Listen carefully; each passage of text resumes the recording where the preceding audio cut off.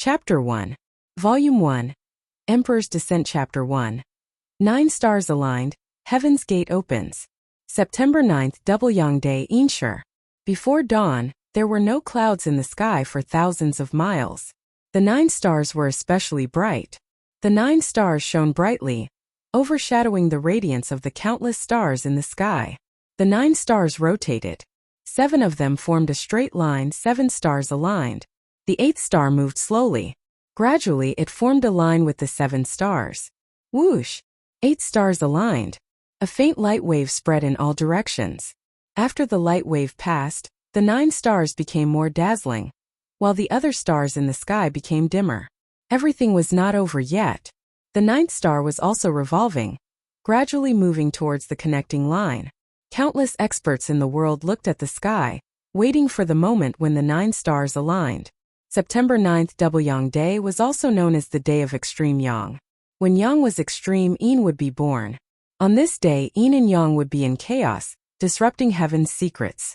Peak cultivators would use this opportunity to break through to a higher realm and change their fate. The 9 stars aligned was a rare occurrence.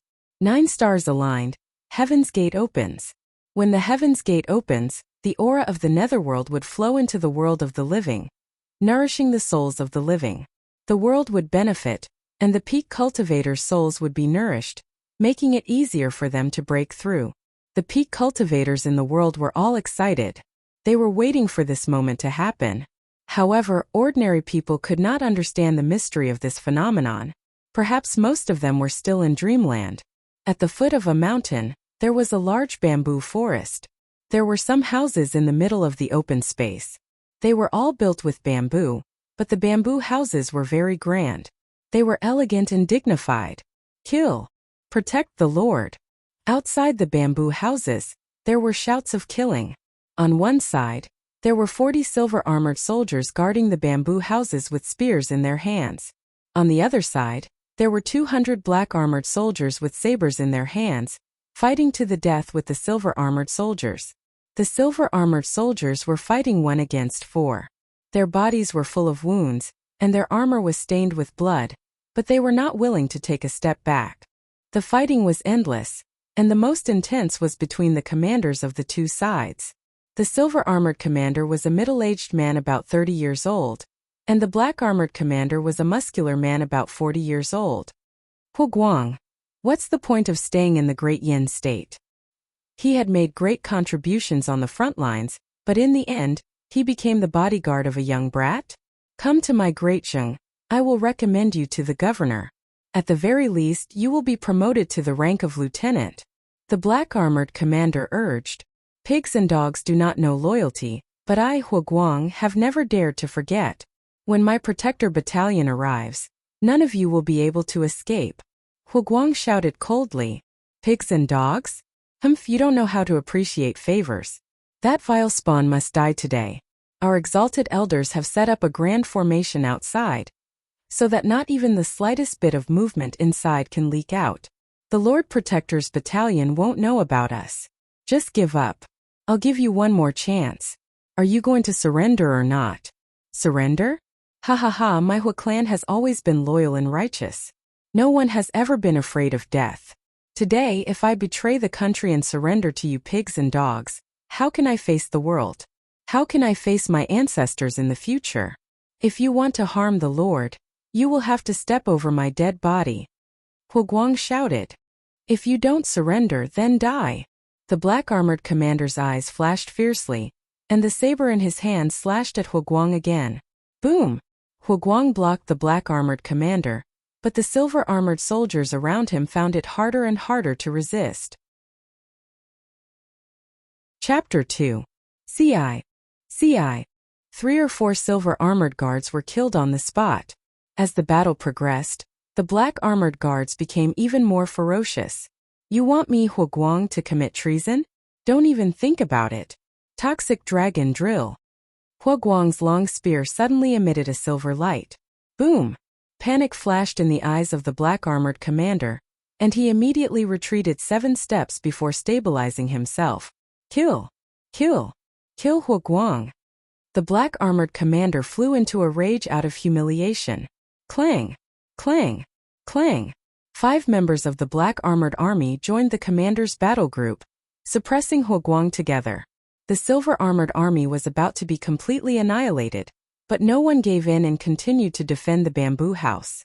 There were 7 or 8 odd-job workers standing outside the main bamboo house. Their faces were pale and their bodies were trembling. The leader of the group was a middle-aged eunuch wearing an official's uniform. He held a horsetail whisk in his hand and looked anxious. At this moment, above the firmament, the 9th star finally moved to the line where the 8 stars were aligned. Boom! The 9 stars aligned pearls, and the heaven and earth suddenly resounded with a loud bang. 9 stars aligned, heaven's gate opened. Ooh! Strong winds blew and countless black clouds appeared in the sky. They stretched endlessly, and one could not see the end of them. Whoosh! Whoosh! As the dark clouds appeared, a large amount of rain fell from the sky. Under the strange phenomenon of heaven and earth, the soldiers in front of the bamboo hut did not pay attention to it at all. They thought that it was just a normal rain and continued to fight. The only difference was that the surroundings were darker, giving the Silver Armored Army a chance to catch their breath. All the Silver Armor Guards swore to protect the bamboo house, and the Lord of the Great Yin stayed inside the bamboo house. The middle-aged eunuch's face was filled with sorrow. Old Emperor, I beg your spirit in heaven to protect the Lord. The main door of the bamboo house was tightly shut. Inside, it was like a study room with 8 mahogany bookshelves filled with various books. In the middle of the room was a large mahogany desk with writing brushes, ink, paper and inkstone. 16 colored glaze oil lamps were lit all around, illuminating the interior of the bamboo house. On the east side was a wooden bed, and on the wooden bed was a 17 or 18-year-old youth. The young man was dressed in a gorgeous yellow robe embroidered with dragons. He lay there quietly, his face extremely pale. Large amounts of sweat seeped out of his forehead as if he was in extreme pain. Buzz! A green light suddenly flashed across the young man's face, but it quickly disappeared. Then the green light appeared again and again. The youth's sleep became more and more painful. Several hours had passed, but the youth's pain had not lessened. The moment the 9 stars aligned, a cold wind suddenly blew through the room. Ooh! All of a sudden, the chilly wind was sucked into the young man's Tianmen acupoint on his forehead. Boom! His Tianmen acupoint suddenly exploded. A large amount of green light gushed out from the Tianmen acupoint and enveloped the youth's body. A tyrannical aura gushed out from the youth's body. The 16 flames in the room suddenly trembled. Suppressed by the aura, it felt as if it could be extinguished at any moment. Rumble! The young man's body let out a series of rumbling sounds. Roar! A dragon's roar suddenly came from the young man's body. The dragon's roar was loud but strangely, no one in the outside world heard it.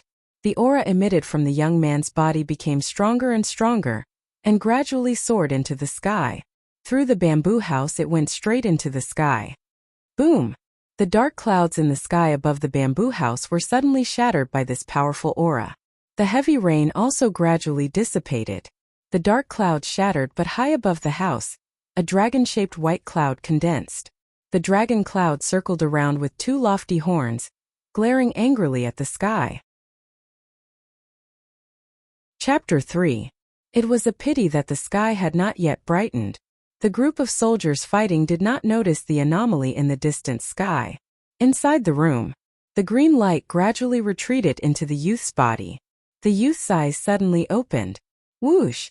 2 sharp lights shot out of the youth's eyes. Viciousness flashed through his eyes and a gust of wind seemed to blow through the surroundings. However, the youth quickly adapted to the environment and the presence he gave off slowly retreated into his body. The youth's gaze was very deep, very wise and full of vicissitudes. It was not something a youth of 17 or 18 should have. There was a mirror near the head of the bed. The youth slowly walked in front of the mirror. Reaching out his arms, he looked at his hands and then touched his face in the mirror.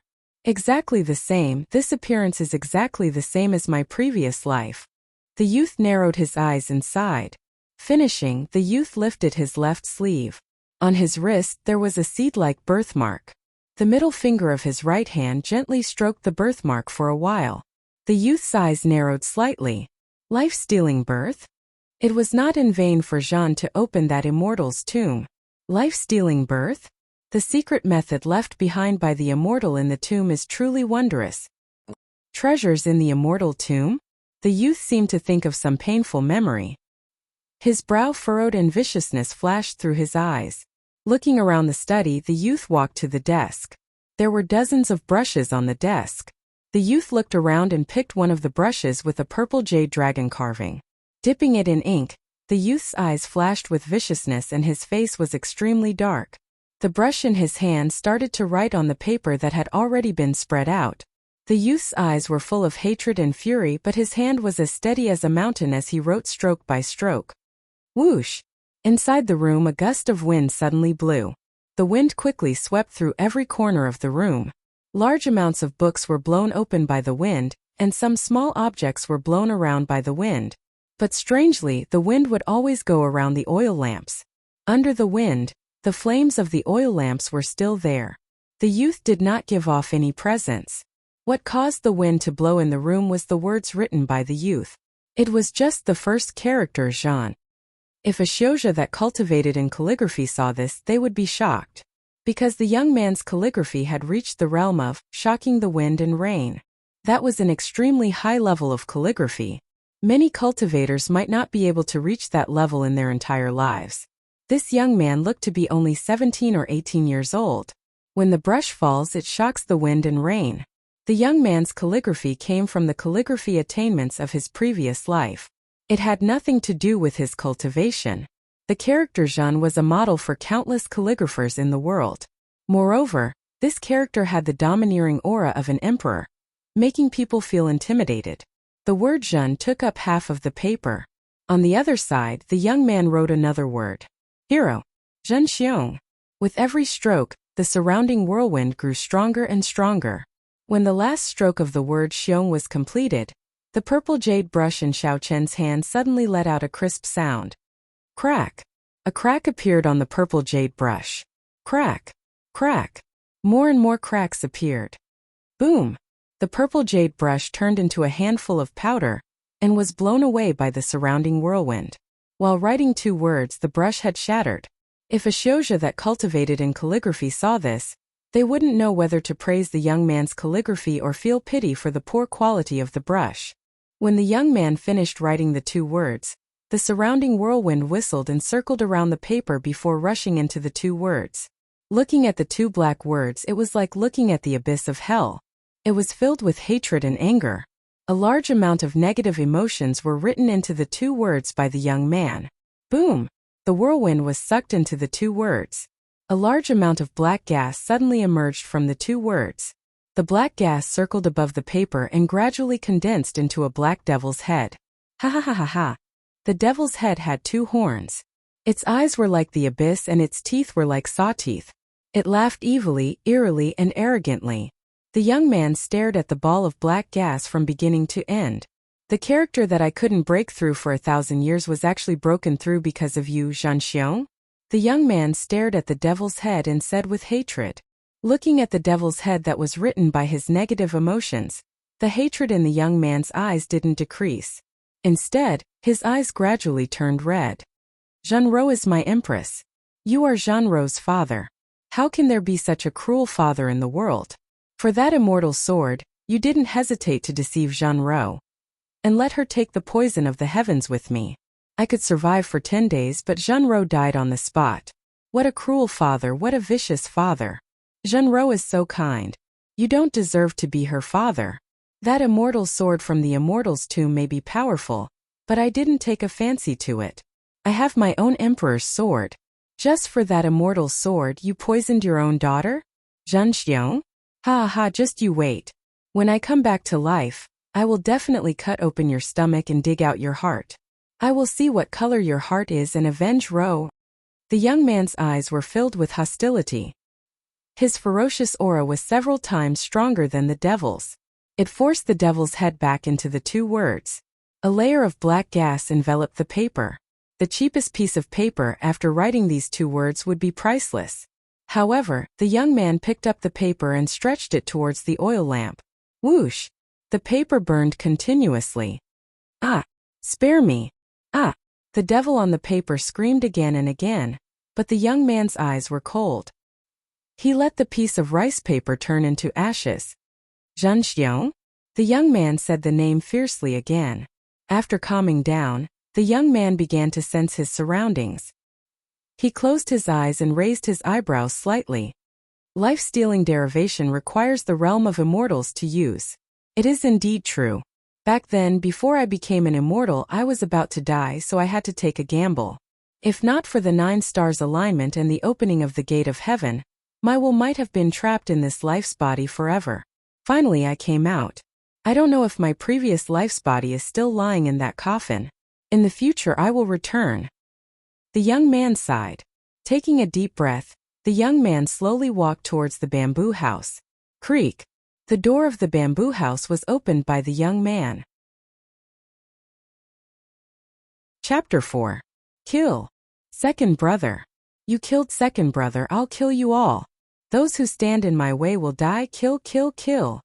Outside the bamboo house, shouts of killing filled the air. Blood splattered everywhere, mud splashed everywhere, and a large number of corpses lay on the ground. More than half of the silver-armored soldiers were dead or injured, but they still defended the bamboo house. Huguang and the black-armored commander's eyes were red from the killing. Both of them were injured, but the killing became more and more fierce. The servants outside the bamboo house were trembling, and the middle-aged eunuch was anxious. At this moment, a ray of sunlight appeared in the sky, instantly dispelling the surrounding darkness, making everyone feel at ease. The darkest moment before dawn had passed. Creak. The door of the bamboo house suddenly opened. Who? The middle-aged eunuch immediately turned his head. A yellow-robed young man with a pale face and a frail appearance slowly walked out. Lord! Lord, quickly hide, don't let the enemy see you. The middle-aged eunuch immediately shouted. The youth indifferently looked at the middle-aged eunuch and ignored him, continuing to watch the bloody scene. That bastard came out, quickly, kill him together. A black-armored soldier's eyes lit up. The black-armored soldier's shout immediately attracted everyone's attention. Lord, quickly run. The silver-armored soldier Jiao Hu shouted. Kill.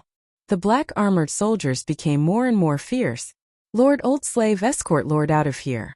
The great Zheng country's consecrators have set up a formation here. As long as you rush out of the formation, you will be saved. Our monarch protector camp is outside. The middle-aged eunuch anxiously rushed forward. The youth's face did not show the panic that should have appeared. The youth looked at the crowd, his eyes were unfamiliar, but this did not hinder the youth from judging the situation. Formation? The youth indifferently said. Lord, if you don't leave now, it will be too late. The middle-aged eunuch Jiao Hu said. The youth shook his head and turned his head to look around. His eyes slightly narrowed, and in a short while, the youth's gaze locked onto a bamboo forest. Staring in the direction of the bamboo forest, the young man's eyes turned incomparably cold. There were 2 men standing in the depths of the bamboo forest. One of them was dressed in luxurious clothes, and there was a hint of pride in his eyes as he stared gloomily in the direction of the bamboo house. The other was an ugly old man in a Taoist robe. There was a small flag in front of the old Taoist. His palms were emitting a faint yellow light, and he was constantly injecting the yellow light into the small flag. His eyes were full of self-satisfaction. Zhao Tianda, if not for you, we wouldn't have found this place. The Yin Emperor would never have thought that it was your Yin State's Zhao family that wanted to kill this bastard. The old Taoist laughed evilly. Yin Emperor? He can't wait for this bastard to die as soon as possible. After all, this bastard's identity is too special, and his parents are already dead. Zhao Tianda sneered. This vile spawn has a strange background. If I were the Yin Emperor, I would also sentence him to death. However, this vile spawn has lived here for 7 years. The Yin Emperor has no excuse to kill him. The Yin Emperor is not worried, but your Zhao clan is? Ha ha ha. The old Taoist laughed evilly. Zhao Tianda looked at Consecrator Ma and smiled faintly. Don't worry, when my Zhao clan takes control of the Yin state, I will definitely fulfill my promise to you. The 16 cities in the southern border of the Yin state will not be short of a single piece of land. Ha ha ha. Zhao Tianda is the eldest son of the Zhao clan. Your words naturally represent the Zhao clan. I trust you. Consecrator Ma laughed evilly. To Consecrator Ma, whether or not Zhao Tianda kept his promise was not important. What was important was that the Yin state was becoming more and more chaotic. Chapter 5. That vile spawn is out, Zhao Tianda said immediately. Consecrator Ma looked over and said with disdain, so what if he's out? He's a dead man anyway. With this old man's array, the Lord Protector camp won't notice anything unusual here. No, that vile spawn is looking over. Zhao Tianda's expression changed. Impossible. How can a mortal see through my array? Consecrator Ma said in disbelief. However, Consecrator Ma suddenly felt like he was being stared at by a poisonous snake. All the hair on his back stood up. He looked at the young man at the entrance of the bamboo house in disbelief. The young man stared at Consecrator Ma. The array couldn't block his fierce gaze at all. When the two looked at each other, Consecrator Ma felt like a mountain was pressing down on him. What kind of gaze is that? Consecrator Ma said in shock. The young man's eyes widened, and a murderous aura shot out from his eyes. Others didn't notice it, but Consecrator Ma saw it clearly. When the young man glared, it was like the world was lit up. A vast intent rushed towards him. Intent. It was hidden in the soul and came from the eyes. It had nothing to do with cultivation. It came from the young man's experience in his previous life. Consecrator Ma seemed to have heard a loud dragon roar.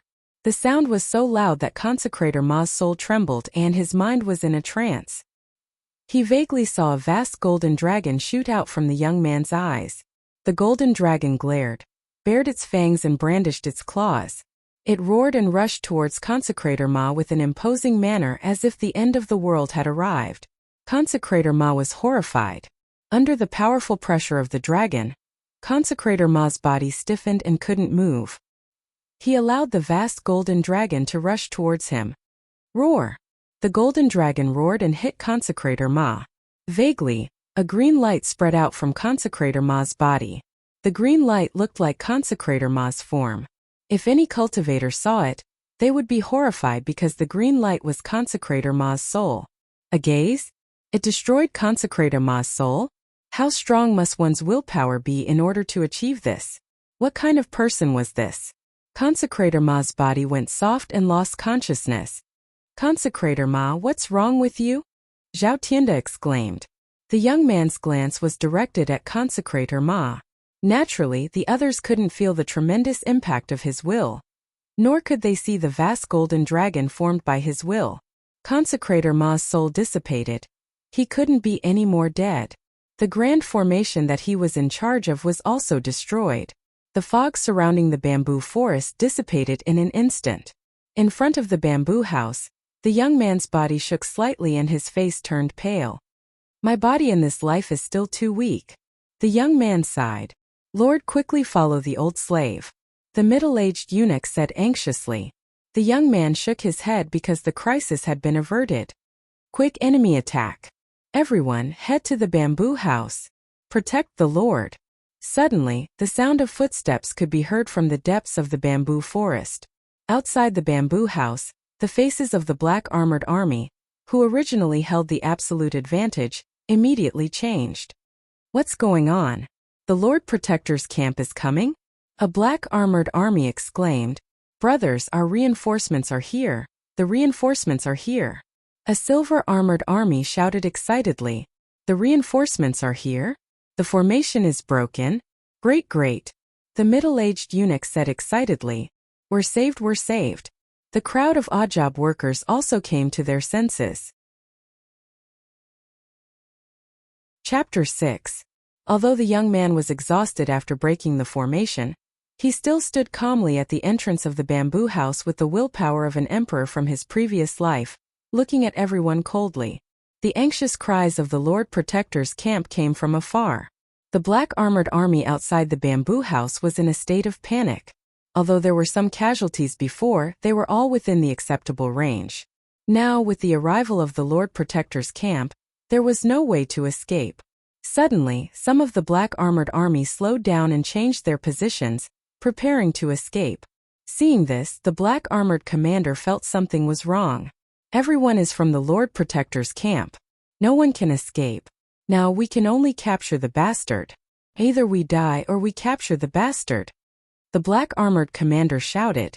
The black armored commander shouted, and the black armored army, whose fighting spirit had already waned, reignited their fighting spirit. Suddenly they all looked at the young man.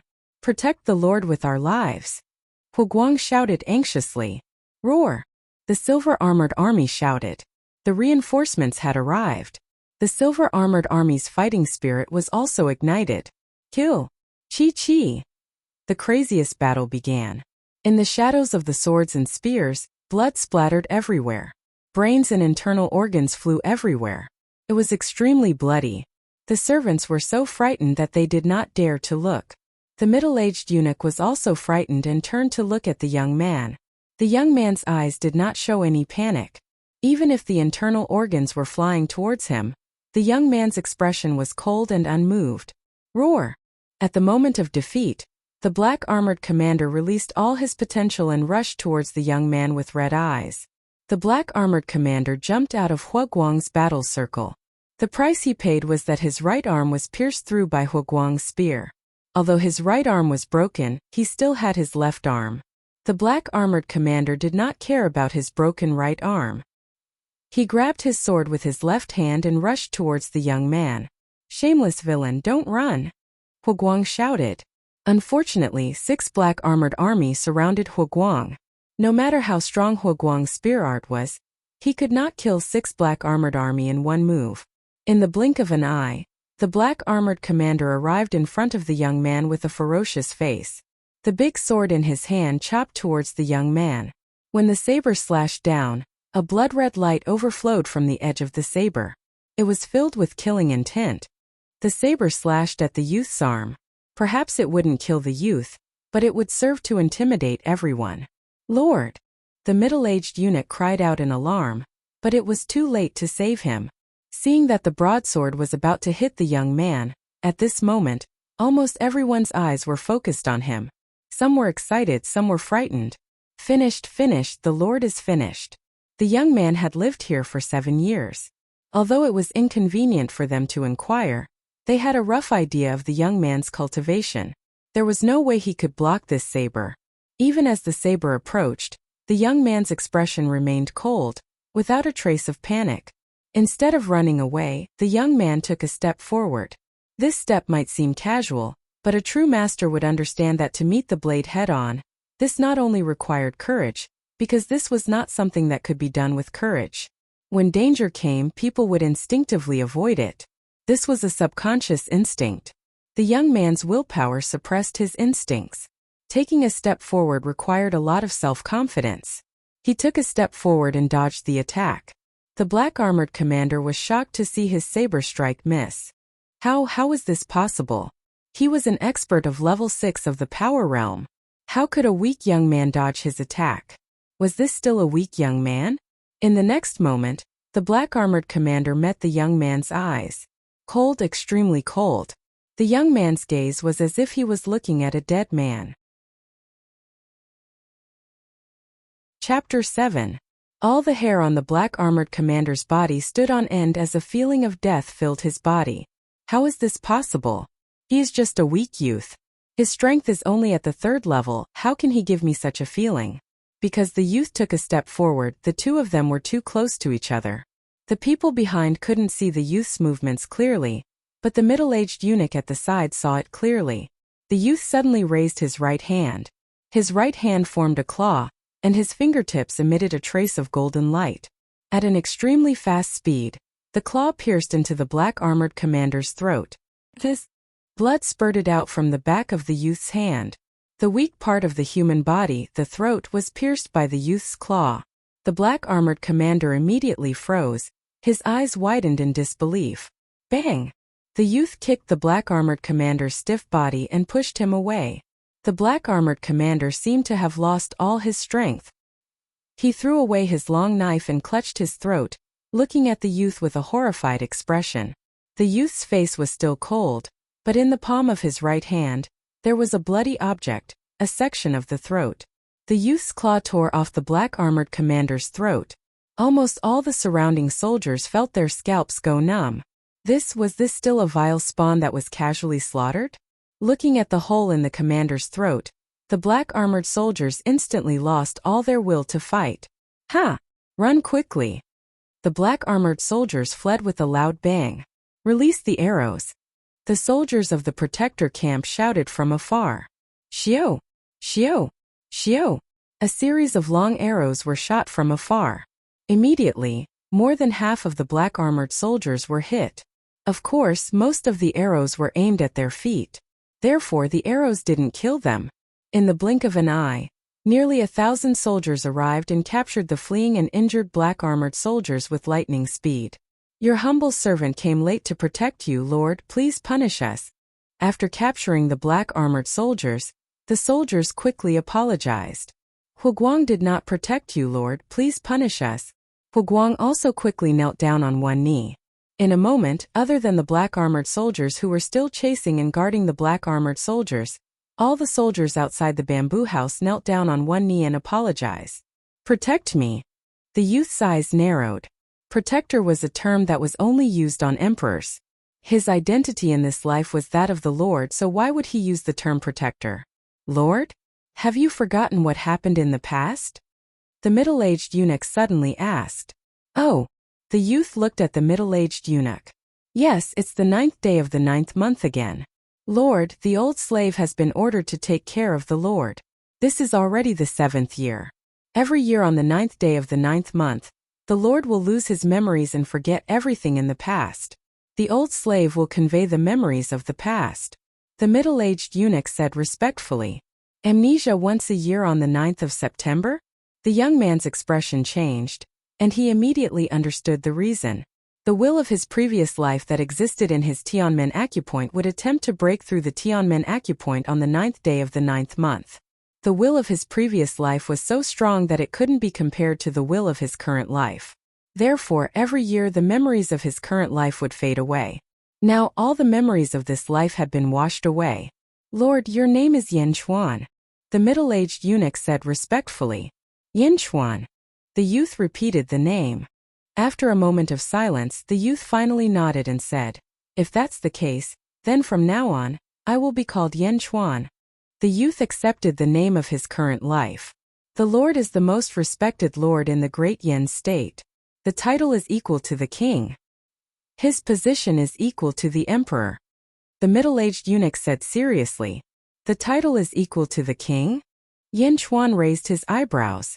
As an emperor in his previous life, Yen Chuan understood that there couldn't be 2 suns in the sky and 2 emperors in a country. The emperor was the head of the country, and no one could compare to him. The dignity of an emperor couldn't be trampled on. The title is equal to the king? Ridiculous, how could there be such a title? Chapter 8. While Yen Chuan was sizing up the crowd, an arrogant shout came from afar. Several soldiers were escorting a man in a luxurious robe. What are you doing? I am the young master of the Zhao clan. I am Zhao Tianda. Are you blind? Let me go, or I will kill your entire clan. Zhao Tianda shouted arrogantly at the soldiers, but the soldiers did not let him go even though their faces were ugly. They forcefully escorted him to the bamboo house. The soldiers behind him brought consecrated Ma's body and 8 banners. What is your name? I will kill your entire clan. Zhao Tianda said arrogantly. Yen Chuan looked at the arrogant Zhao Tianda and narrowed his eyes. Kill my entire clan? Who gave you the right? Yen Chuan said coldly. After understanding his status, Yen Chuan immediately used the situation to confirm his identity. Although Yen Chuan was disgusted by the name, he would not object to it being used on himself. His status was the same as the Yen Emperor, so he was also the ruler of a country. The law was the most important thing in a country. Could not be violated. The first of 100 crimes was the execution of the entire clan. Only by harming the imperial power could one be sentenced to the execution of the entire clan. Moreover, this crime could only be committed by the emperor. In the Yen state, only the Yen Emperor and now Yen Chuan had the right to commit such a crime. A young master of the Zhao clan? Even the head of the Zhao clan did not have the right. Yen Chuan's words immediately attracted Zhao Tianda's attention. He bastard. Yen Chuan, you know who I am. You better let me go now. And I can pretend that nothing happened. Zhao Tianda said arrogantly. Lord, the Zhao clan is one of the biggest clans in the Yan state. The head of the Zhao clan is a prince with a different surname. He has a high position and even controls 30% of the Yan state's army. Moreover, most of the army is stationed not far away. This Zhao Tianda is a marquis in the Yan state. The middle-aged eunuch immediately explained. Haha, I remember now. You haven't recovered from your soulless disease. You lose your memory once a year. Now you know who I am, right? Hurry up and let me go. Otherwise, my Zhao family's great army will definitely flatten this place. Zhao Tianda said arrogantly. Yan Chuan looked coldly at Zhao Tianda and interrupted in a deep voice. Marquis de Hao? As an official of Great Yan, he dared to look down on the Tian family. Huguang, execute him. Yes. Huguang, who was kneeling on one knee, immediately stood up. Clenching his fist, Huguang stepped forward. What are you doing? Whoever dares to hit me, I'll exterminate their 9 generations. Zhao Tianda said with bloodshot eyes. Ah! A bright red palm print appeared on Zhao Tianda's face. You dare to hit me? Smack! Smack! Smack! Yan Chuan didn't stop him. Huguang continued to slap Zhao Tianda. In the blink of an eye, Zhao Tianda's face was swollen. He couldn't speak clearly and was terrified. Don't hit me, don't hit me. Zhao Tianda immediately begged for mercy. Smack! Smack! Smack! Huguang didn't stop at all.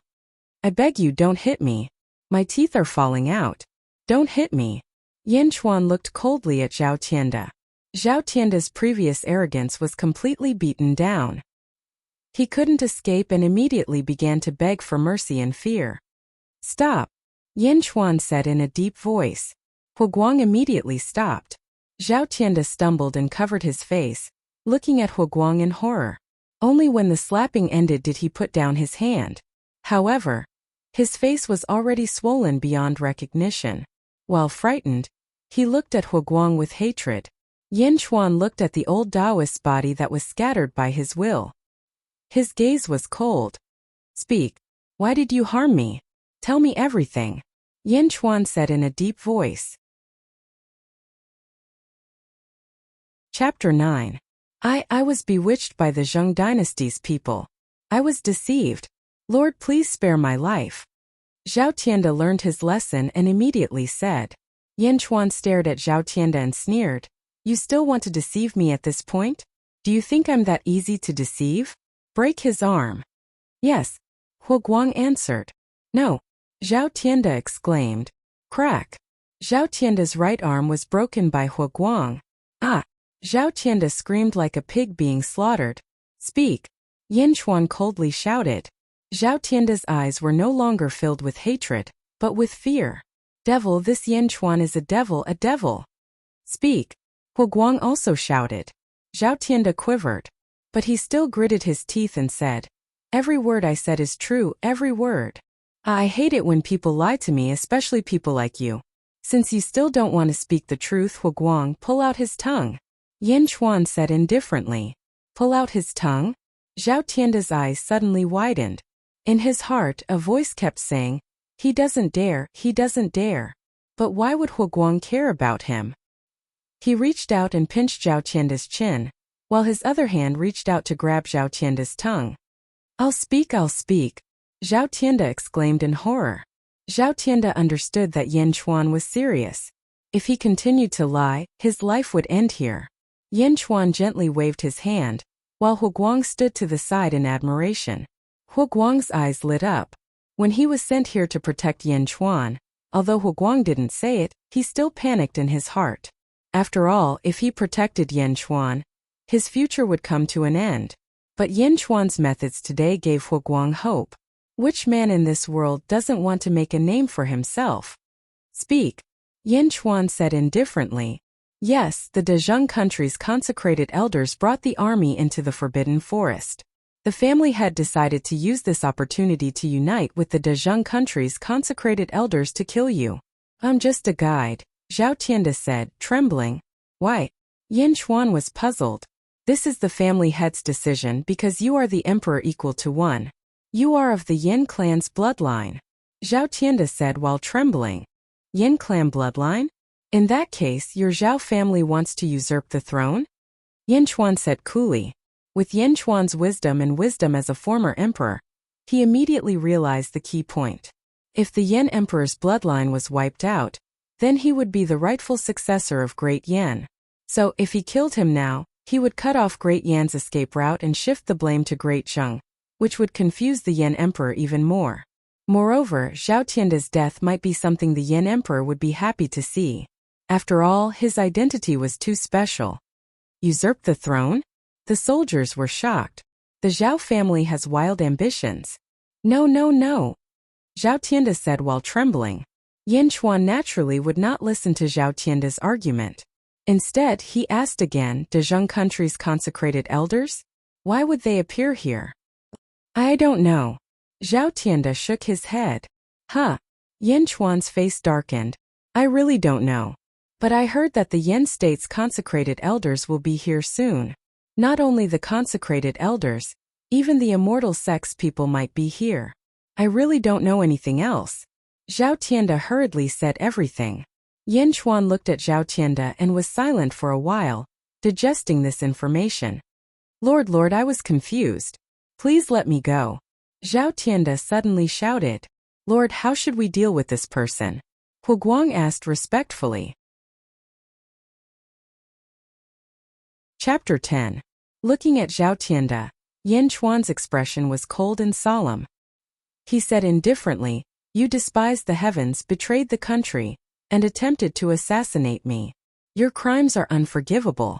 Since you cooperated, I will leave your corpse intact and grant you death." Grant him death.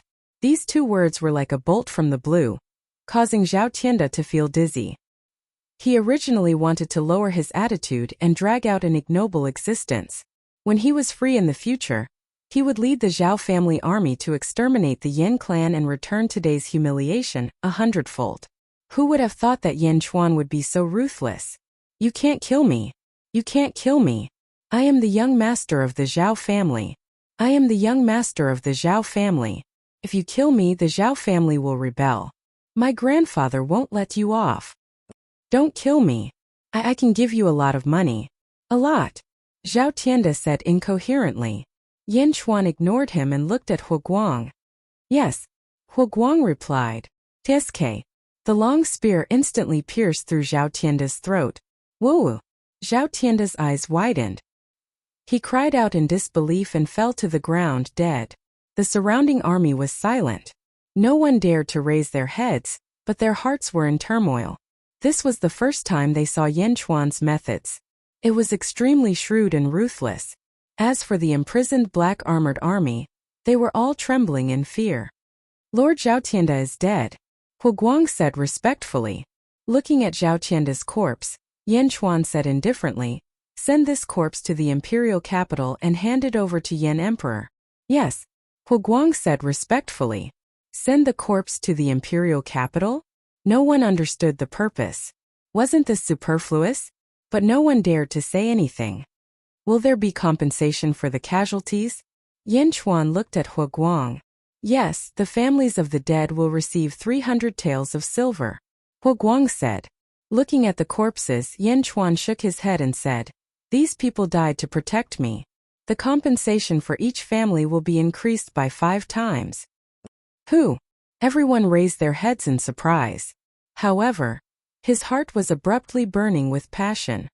"Yes," Hu Guang shouted. Hu Guang shouted loudly, sending off these fallen brothers. He was moved by Yin Chuan's reward for the army. Clean up the surroundings, lock them up, and interrogate the black armored army about Zheng's consecrator's visit, Yin Chuan said. "As you command," Hu Guang replied respectfully. "As for this dead Zheng dynasty consecrator, search his body first. Wait for me to come out and deal with him," Yin Chuan said. "Yes. Rise," Yin Chuan said to the kneeling soldiers. "Thank you, Lord." The soldiers stood up one after another. Yin Chuan also turned around and walked towards the bamboo house. The rest of the matters were left to Hu Guang. "Lord." The middle-aged eunuch immediately ordered the servants to bring a few basins of clean water for Yin Chuan to clean the bloodstains on his hands. Yin Chuan washed his hands and ordered, I will rest for a while. No one is allowed to disturb me. Yes, the middle-aged eunuch replied respectfully. Yin Chuan walked back to the bamboo house and closed the door. The middle-aged eunuch personally stood guard outside the bamboo house and watched as Huguang ordered the soldiers to quickly clean up the surroundings. The middle-aged eunuch sighed and said, "Old Emperor, the Lord has finally grown up. Your soul in heaven can rest in peace now." Inside the bamboo house, Yin Chuan returned to his chair and sat cross-legged. He slightly adjusted his breathing and felt his body. After about 2 hours, Yin Chuan's face slowly became rosy. He opened his eyes and stretched out his arms. Looking at his palms, a faint golden light shone from them. Third tier of the strength realm? Or is it too weak? Only the strength of 9 bulls? It seems that it will take a long time to return to the strength of my previous life. Yin Chuan sighed slightly. As he spoke, Yin Chuan squinted his eyes and said, "When I return to the peak Zhanxiong, you should have reached the immortal realm with that immortal sword, right? I will come and find you. In this life, I will create an even stronger imperial court than my previous life. I will overcome the heavenly tribulation and reach the immortal realm. I will cut open your chest and take your heart and lungs." Chapter 11. When I return to my peak Zhanxiong, you should have entered the immortal realm with that sword of yours, right? I will come and find you. In this life, I will create an even stronger imperial court than in my previous life. I will overcome the heavenly tribulation and reach the immortal realm. I will cut open your chest and take your heart and lungs. Gu. While Yin Chuan was swearing to take revenge, his stomach suddenly growled. Looking at his stomach, Yin Chuan smiled bitterly. I haven't felt hungry in a long time. The strength realm is the most basic realm. One must eat a lot of meat to increase their strength. Strength realm? Luckily, my status in this life is not low. I was born with a lot of meat, but I don't know what grade it is. Yin Chuan stood up and smoothed out the creases on his clothes. He opened the bamboo door again and slowly walked out. The large number of corpses had been cleaned up. A group of servants were waiting on both sides. "Greetings to the Lord," everyone said respectfully. I'm hungry. Serve the feast. Right here." Yin Chuan said calmly. "Yes," the middle-aged eunuch said immediately. Then, he quickly ordered the servants to bring in a luxurious table and chairs. Dishes were also served. During this time, Yin Chuan took a look at Consecrator Ma's corpse. "Lord, I have searched this corpse. Other than a bottle of pills and these 8 banners, there is nothing else." Huguang respectfully handed over a small bottle and 8 banners. Yin Chuan took the small bottle and sniffed it. "Fasting pill? It's not a good pill. It can't increase strength by much. 1 pill can at most keep you hungry for 15 days. Yin Chuan said calmly. "Fasting pill?" Huguang's eyes lit up. 1 pill can keep you hungry for 15 days? This was an extremely luxurious item for a soldier. In war, food was often needed. If there was a fasting pill, wouldn't the army be invincible? Unfortunately, there were too few fasting pills. Huguang estimated that there were less than 30 pills. This was not the reason why Huguang was so excited. The reason why he was excited was that the Lord had recognized him at a glance. Yin Chuan paid no attention to Huguang. Instead, he flipped through the 8 banners. Looking at the banner, Yin Chuan raised his eyebrows and said, "Ice silk? Good material. But it's a pity that it's been wasted into such a crude product." Huguang stood at the side and watched, his eyes filled with curiosity. Each of Yin Chuan's words seemed to have a great magical power, attracting Huguang and making Huguang's heart beat wildly. Yin Chuan glanced at Huguang and the corners of his mouth curled up slightly. "Lord, you may begin the feast." The middle-aged eunuch walked over and said respectfully, Yin Chuan nodded. He placed the fasting pills and the 8 banners on the table, flicked the corner of his robe and sat down. Huguang, the middle-aged eunuch, and a group of servants stood respectfully at the side, waiting for Yin Chuan. There were 8 dishes on the table, all of which were meat. Yin Chuan was satisfied. He picked up the jade chopsticks, picked up the meat and started eating. After taking a bite, Yin Chuan frowned and asked, "This is?" "Lord, this is deer meat. The Lord Protector's camp just got it not long ago," the middle-aged eunuch said. Yin Chuan nodded. It was not that Yin Chuan could not recognize the meat. The main thing was that the deer meat did not satisfy Yin Chuan. The middle-aged eunuch continued to pick up other meat dishes and introduced them again. Deer meat, wolf meat, beef, only this meat? Yin Chuan asked in a deep voice. Lord, these are the best meat dishes. The middle-aged eunuch said immediately. No demonic beast meat? Yin Chuan asked. Demonic beast? I heard that His Majesty went hunting 2 years ago. 500 palace guards only managed to kill an injured old demonic beast. We are only mortals. How could we catch a demonic beast? The middle-aged eunuch shook his head. Chapter 12. Yin Chuan pondered and said, since that's the case, using ordinary meat to increase my strength will take a long time. Moreover, I will need to eat a lot. That's right. Right now, I need to eat half a cow a day before I can continue my cultivation, Hu Guang said from the side. Yin Chuan nodded, but the jade chopsticks in his hand did not stop. He continued to eat the cooked meat. Although his speed was very fast in the eyes of the others, he was so elegant that it made them feel strange. Pieces of meat turned into streams of strength and were absorbed into Yin Chuan's body. Yin Chuan only put down the jade chopsticks when all 8 plates of meat were finished. The servants quickly removed the food and replaced it with tea for Yin Chuan. After the servants left, only Hu Guang and the old eunuch were left. What's your name? Yin Chuan looked at the middle-aged eunuch and asked. Old slave Lu Jin. The middle-aged eunuch said respectfully. Lu Jin? Tell me about my situation. Yin Chuan asked calmly. Yes, the Lord is the king of the Yin state. This title of king comes from your father, the old emperor. The old emperor is Yin Tao. He was the emperor of the Yin state 300 years ago. Later, he entered the Immortal sect by chance and gave the throne to his younger brother. He lowered his status to the king of the Yin state and no longer managed the Yin state. However, he still had the power of a monarch in the great Yin state. Later, under the protection of the old emperor, the great Yin state stood strong for 300 years. Lu Jin said solemnly. So, this Yin dynasty originally belonged to my father? Yin Chuan asked in a low voice. Since he had accepted his identity in this life, Yin Chuan also accepted his blood relatives. Yes, because of the old emperor, no one dared to touch the great Yin dynasty. The old emperor would occasionally return to the Yin state. 7 years ago, the old emperor handed you over to the old slave. At that time, the Lord asked the old slave to look after the Lord when you were 10 years old. Moreover, he asked you to inherit the old emperor's title of king. He also asked us to stay away from the circle of power. So we moved here and lived for 7 years. Lu Jin said respectfully. You have been taking care of me for 7 years? Yin Chuan asked. Yes. Lu Jin said solemnly.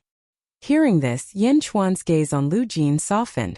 Why did my father choose you back then? Yin Chuan thought for a while and asked. Lu Jin reminisced for a while. Tears welled up in her eyes as she said. The old slave came from a poor family. His parents were forced to death by bullies, and his meager property was robbed by bullies. The old slave was reduced to a beggar. On a snowy day, he almost starved to death in the snow. It was the old emperor who passed by and saved the old slave. Then, the old slave took care of the bullies and avenged his family. Unfortunately, the old slave was born a natural eunuch. Therefore, the old slave was sent to the imperial palace. The old slave was deeply grateful to the old emperor.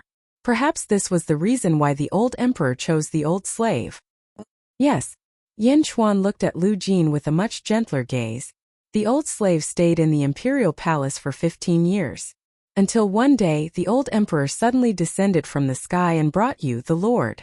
The Lord should have been with the old emperor before he was 10 years old. After he was 10 years old he lived here. So, Lu Jin recalled. What happened after that? Yin Chuan asked. After that? The old emperor left. After a year, the old emperor's immortal sect sent news that the old emperor was dead. Lu Jin said sadly. Oh, how did he die? Yin Chuan's face fell. I don't know. But when the old emperor entrusted you, the Lord, to the old slave, it seemed that he already knew the result. He also told the old slave that when you, the Lord, were 18 years old, the Immortal sect would send someone to bring you back to the Immortal sect. He asked the old slave to take good care of him, Lu Jin said respectfully. Chapter 13. Hu Guang's eyes lit up. Enter the Immortal sect? 18 years old? Bring me to the Immortal sect? Yin Chuan frowned. Yes, Lu Jin said affirmatively. Lord, you are someone who is destined to become an immortal. If you have the chance in the future, you must find the culprit and avenge the old emperor. Lu Jin's eyes turned red instantly. I will. Yin Chuan nodded affirmatively. Father, since you have entered the Immortal sect, why don't you strengthen the Yin kingdom? A strong Yin kingdom might not be worse than staying in the Immortal sect. Yin Chuan was puzzled. Huh. Lu Jin was surprised. Hu Guang was also surprised. Lord, although the country is big, it can't be compared to the Immortal sect. If the Immortal sect wants to destroy the country, it is too easy. No matter how strong the Yin kingdom is, it will be useless. I have never heard of a country that can fight against the Immortal sect. Lu Jin said strangely. Oh. Yin Chuan was surprised. Yin Chuan was the ruler of a country in his previous life. Under his rule, except for some big sacred grounds, the small immortal sects were nothing to him. But what was going on now? Had the country become a weak group? Had the world changed? Yin Chuan didn't ask any more questions. After all, Lu Jin was just an ordinary person and couldn't know too much. If that's the case, I will leave these fasting pills in your care for the time being. And these 8 banners, take them apart, take out the white silk and weave them into cloth again. Yin Chuan said. Yes, Lu Jin said immediately. From the conversation just now, Yin Chuan could tell that Lu Jin was at least someone who could be trusted. What is your cultivation level now? Yin Chuan asked. Old slave's aptitude is not good enough. I have just reached tier 4 of the power realm. Lu Jin said shamefully. Poor aptitude? Don't worry, as long as you have enough resources, you can also become an expert. Cultivate well in the future. Yin Chuan said solemnly. Yes, Lu Jin replied immediately. Turning his head, Yin Chuan looked at Hu Guang. Hu Guang, I've seen your loyalty just now. Introduce yourself. Yin Chuan said. At this moment, Hu Guang's heart was burning with passion. The resentment of not being able to achieve his goals in the past had completely dissipated. Yes, your humble servant is Hu Guang, the descendant of one of the great contributors to the founding of the great Yin dynasty. Unfortunately, until today, I'm the only one left. I inherited the title of Marquis of the God of War, and I used to fight in the front line. 7 years ago, I formed the Lord Protector Battalion to protect the Lord. We are only under the control of the Lord, and do not care about any other military orders. Hu Guang said solemnly. 7 years ago? You were transferred here? Do you have any complaints? Yin Chuan smiled faintly. Hu Guang frowned slightly. Gritting his teeth, he finally took a deep breath and said, Hu Guang was ostracized because I offended my superior in the past. At first, your humble servant had some complaints. But now, your humble servant has none. Oh, why not now? Yin Chuan smiled faintly. Your humble servant thinks that the Lord can give your humble servant what he wants. Hu Guang did not hide anything. Ha ha ha, good. I like your honesty. You have also shown your loyalty before. As long as you have the ability, I will not be stingy with what you deserve. Yin Chuan smiled. Yes, thank you, the Lord. Hu Guang bowed. As long as you remain loyal and have the ability, I can guarantee you that you will get more than you can imagine. Much more. Not only in the secular world, I can even lead you into the world of cultivation and make a name for yourself there. Yin Chuan said solemnly. Thump. Hu Guang suddenly knelt down on one knee. Thank you, the Lord. Hu Guang will not let the Lord down. Hu Guang said excitedly. Enter the world of cultivation? Is this possible? Hu Guang felt a strong sense of excitement. Yes. Now do your best to break through the realm of cultivation. Break through from the realm of strength to the realm of essence and refine the essence. That is the beginning of entering the world of cultivation. Yin Chuan nodded. Yes. Hu Guang said respectfully. The world of cultivation is a long road. Refining strength into essence, refining essence into qi, refining qi into spirit, and so on. Fighting against the heavens and fighting against people is a long road. Do not slack off. If you slack off, all your previous efforts will be wasted. Take care of yourself. Yin Chuan said lightly. Yes, I will not disappoint the Lord. Hu Guang said solemnly. Get up and tell me about the assassination. Yin Chuan said lightly. Yes. At this moment, Hu Guang's body seemed to be full of energy. The Lord, the black armored army has been locked up. The area where the great Zheng's consecrators are stationed has been found. It is at the top of the Jade Cloud Mountain, about 30 li northeast. At the same time, 10,000 soldiers have been brought to search for something. Hu Guang said. Oh, who are the consecrators? Consecrators are usually experts at LV10 of the Strength Realm. They have cultivated some pseudo-profound qi and can control some Dharma artifacts. However, it is difficult for them to break through in their lifetime. That is why they are living a comfortable life in various dynasties and become consecrators. Take Consecrator Ma for example. Although he is strong, he does not dare to fight against the Lord Protector camp. If 3,000 Lord Protector camp soldiers shoot arrows at him at the same time, he may not be able to escape. That is why he was led by Zhao Tianda to set up a formation to assassinate the Lord secretly. Yes. Unfortunately, for some reason he suddenly died. Hu Guang felt strange. How many more consecrators are there in the Jade Cloud Mountain? Yin Chuan asked. There are 4 more consecrators. One of them is the great consecrator of the Great Zheng. Hu Guang said. Oh, since they are all at LV10 of the Strength Realm, where did the title of Great Consecrator come from? Yin Chuan asked curiously. The Great Zheng's Great Consecrator? He is accompanied by a demonic beast. Hu Guang said with a frown. Demonic beast? Yin Chuan's eyes lit up. Yes, it is a demonic beast. I heard that it is a big snake. Generally speaking, only beasts that have reached the essence realm and have cultivated profound qi can be called demonic beasts. Essence realm? With a snake accompanying him, the great consecrator's position is natural. Hu Guang said with a little worry. Demonic beast? Ha! Yin Chuan's eyes lit up. Lord? What do you mean? Hu Guang looked at Yin Chuan with a little curiosity. Yin Chuan smiled faintly and said, I want to eat a snake. Chapter 14. Lord? What do you mean? Hu Guang looked curiously at Yin Chuan. Yin Chuan smiled faintly and said, I want to eat a snake. Hu Guang's face changed. What, you don't dare? Yin Chuan said faintly. No, it's just that. Hu Guang didn't know how to answer. Snake? That wasn't an ordinary snake, but a monster.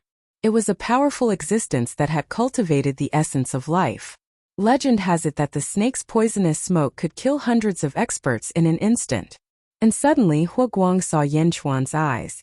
Yin Chuan was looking at Hu Guang with a scrutinizing gaze. Hu Guang's heart skipped a beat. He seemed to have thought of something. He took a deep breath and said, The Lord's order, your humble servant will not shirk it. At this moment, Yin Chuan's eyes revealed a trace of satisfaction. In a country, the strength of the emperor wasn't enough. It needed the support of a generation of heroes to conquer the world. Hu Guang was only in his 30s. In Yin Chuan's eyes, he was still too young. However, Hu Guang had qualities that Yin Chuan appreciated. Loyalty. Otherwise, he wouldn't have sworn to protect the bamboo house. Bravery. It could be seen from the fact that the black armored commander could suppress the same level of cultivation. Not only could he suppress the same level of cultivation, he could also fight 1 against 7. Charisma. Without a strong charisma, the silver-armored army wouldn't die with Hu Guang in the face of death. This was the potential of a fierce general. Hu Guang still lacked the means and the confidence to look down on everything. Moreover, the vision of mortals was too narrow. However, none of this mattered. As long as Hu Guang was willing to learn, Yin Chuan wouldn't be stingy with his guidance. This was because Yin Chuan needed all kinds of capable people to establish his country in the future. With a faint smile, Yin Chuan said calmly, It's just a refined-level demon beast. Let me digest the meat I just ate, then I'll follow you up the mountain. Let's check out the terrain first. Yes. Hu Guang replied respectfully. Hu Guang and the middle-aged eunuch went to eat first, while Yin Chuan started practicing martial arts alone in the courtyard in front of the bamboo house. Yin Chuan's punches were very slow. It was a fist technique created in his previous life, called Heavenly Dragon Force. This was the most basic cultivation method. After refining it, one would obtain the power of the Heavenly Dragon, which was vast and boundless. Boom! Boom! Punches after punches were thrown out, and faint sounds of the air breaking could be heard. He had just eaten a large amount of meat, and while he was practicing his fist art, his stamina was rapidly depleted, but at the same time his stamina was also rapidly increasing. After a set of Heavenly Dragon Force, Yin Chuan's body was covered in sweat. During this time Yin Chuan and Lu Jin came over again. Seeing Yin Chuan practicing his fist art, Lu Jin was puzzled. Lu Jin had never seen Yin Chuan practice this set of fist art before. Go boil some hot water, so that the Lord can bathe and change his clothes, Lu Jin said to a servant in a deep voice. Yes. The servant at the side quickly retreated. Hu Guang, who was at level 6 of the strength realm, had a flash of light in his eyes. In Hu Guang's eyes, although Yin Chuan's fist art was very slow, so slow that anyone could learn it, Hu Guang knew that no one would be able to learn it. Hu Guang could feel the flow of air following Yin Chuan's fist. This was fist intent. There was no way to learn it. Hu Guang felt that among all the people he had met, no one had a stronger fist intent than the Lord. Was the Lord really only at level 3 of the strength realm? Boom! When the last punch was thrown out, it was as if a gentle breeze had blown past, blowing the bamboo leaves not far away. This moment Yin Chuan finally stopped. Lord, did the old emperor teach you this before you were 10 years old? Lu Jin asked in surprise. I suddenly remembered some of the techniques from the past, Yin Chuan said ambiguously. Chapter 15. Immediately, Hu Guang and Lu Jin looked at him enviously. The old emperor was like a deity. How could his martial arts be bad? Lord, the hot water is ready. Please take a bath and change your clothes, Lu Jin said again. Okay. Yin Chuan nodded. After finishing his training, Yin Chuan took a good bath. His whole body felt refreshed. Unfortunately, he was still at LV3 of the power realm.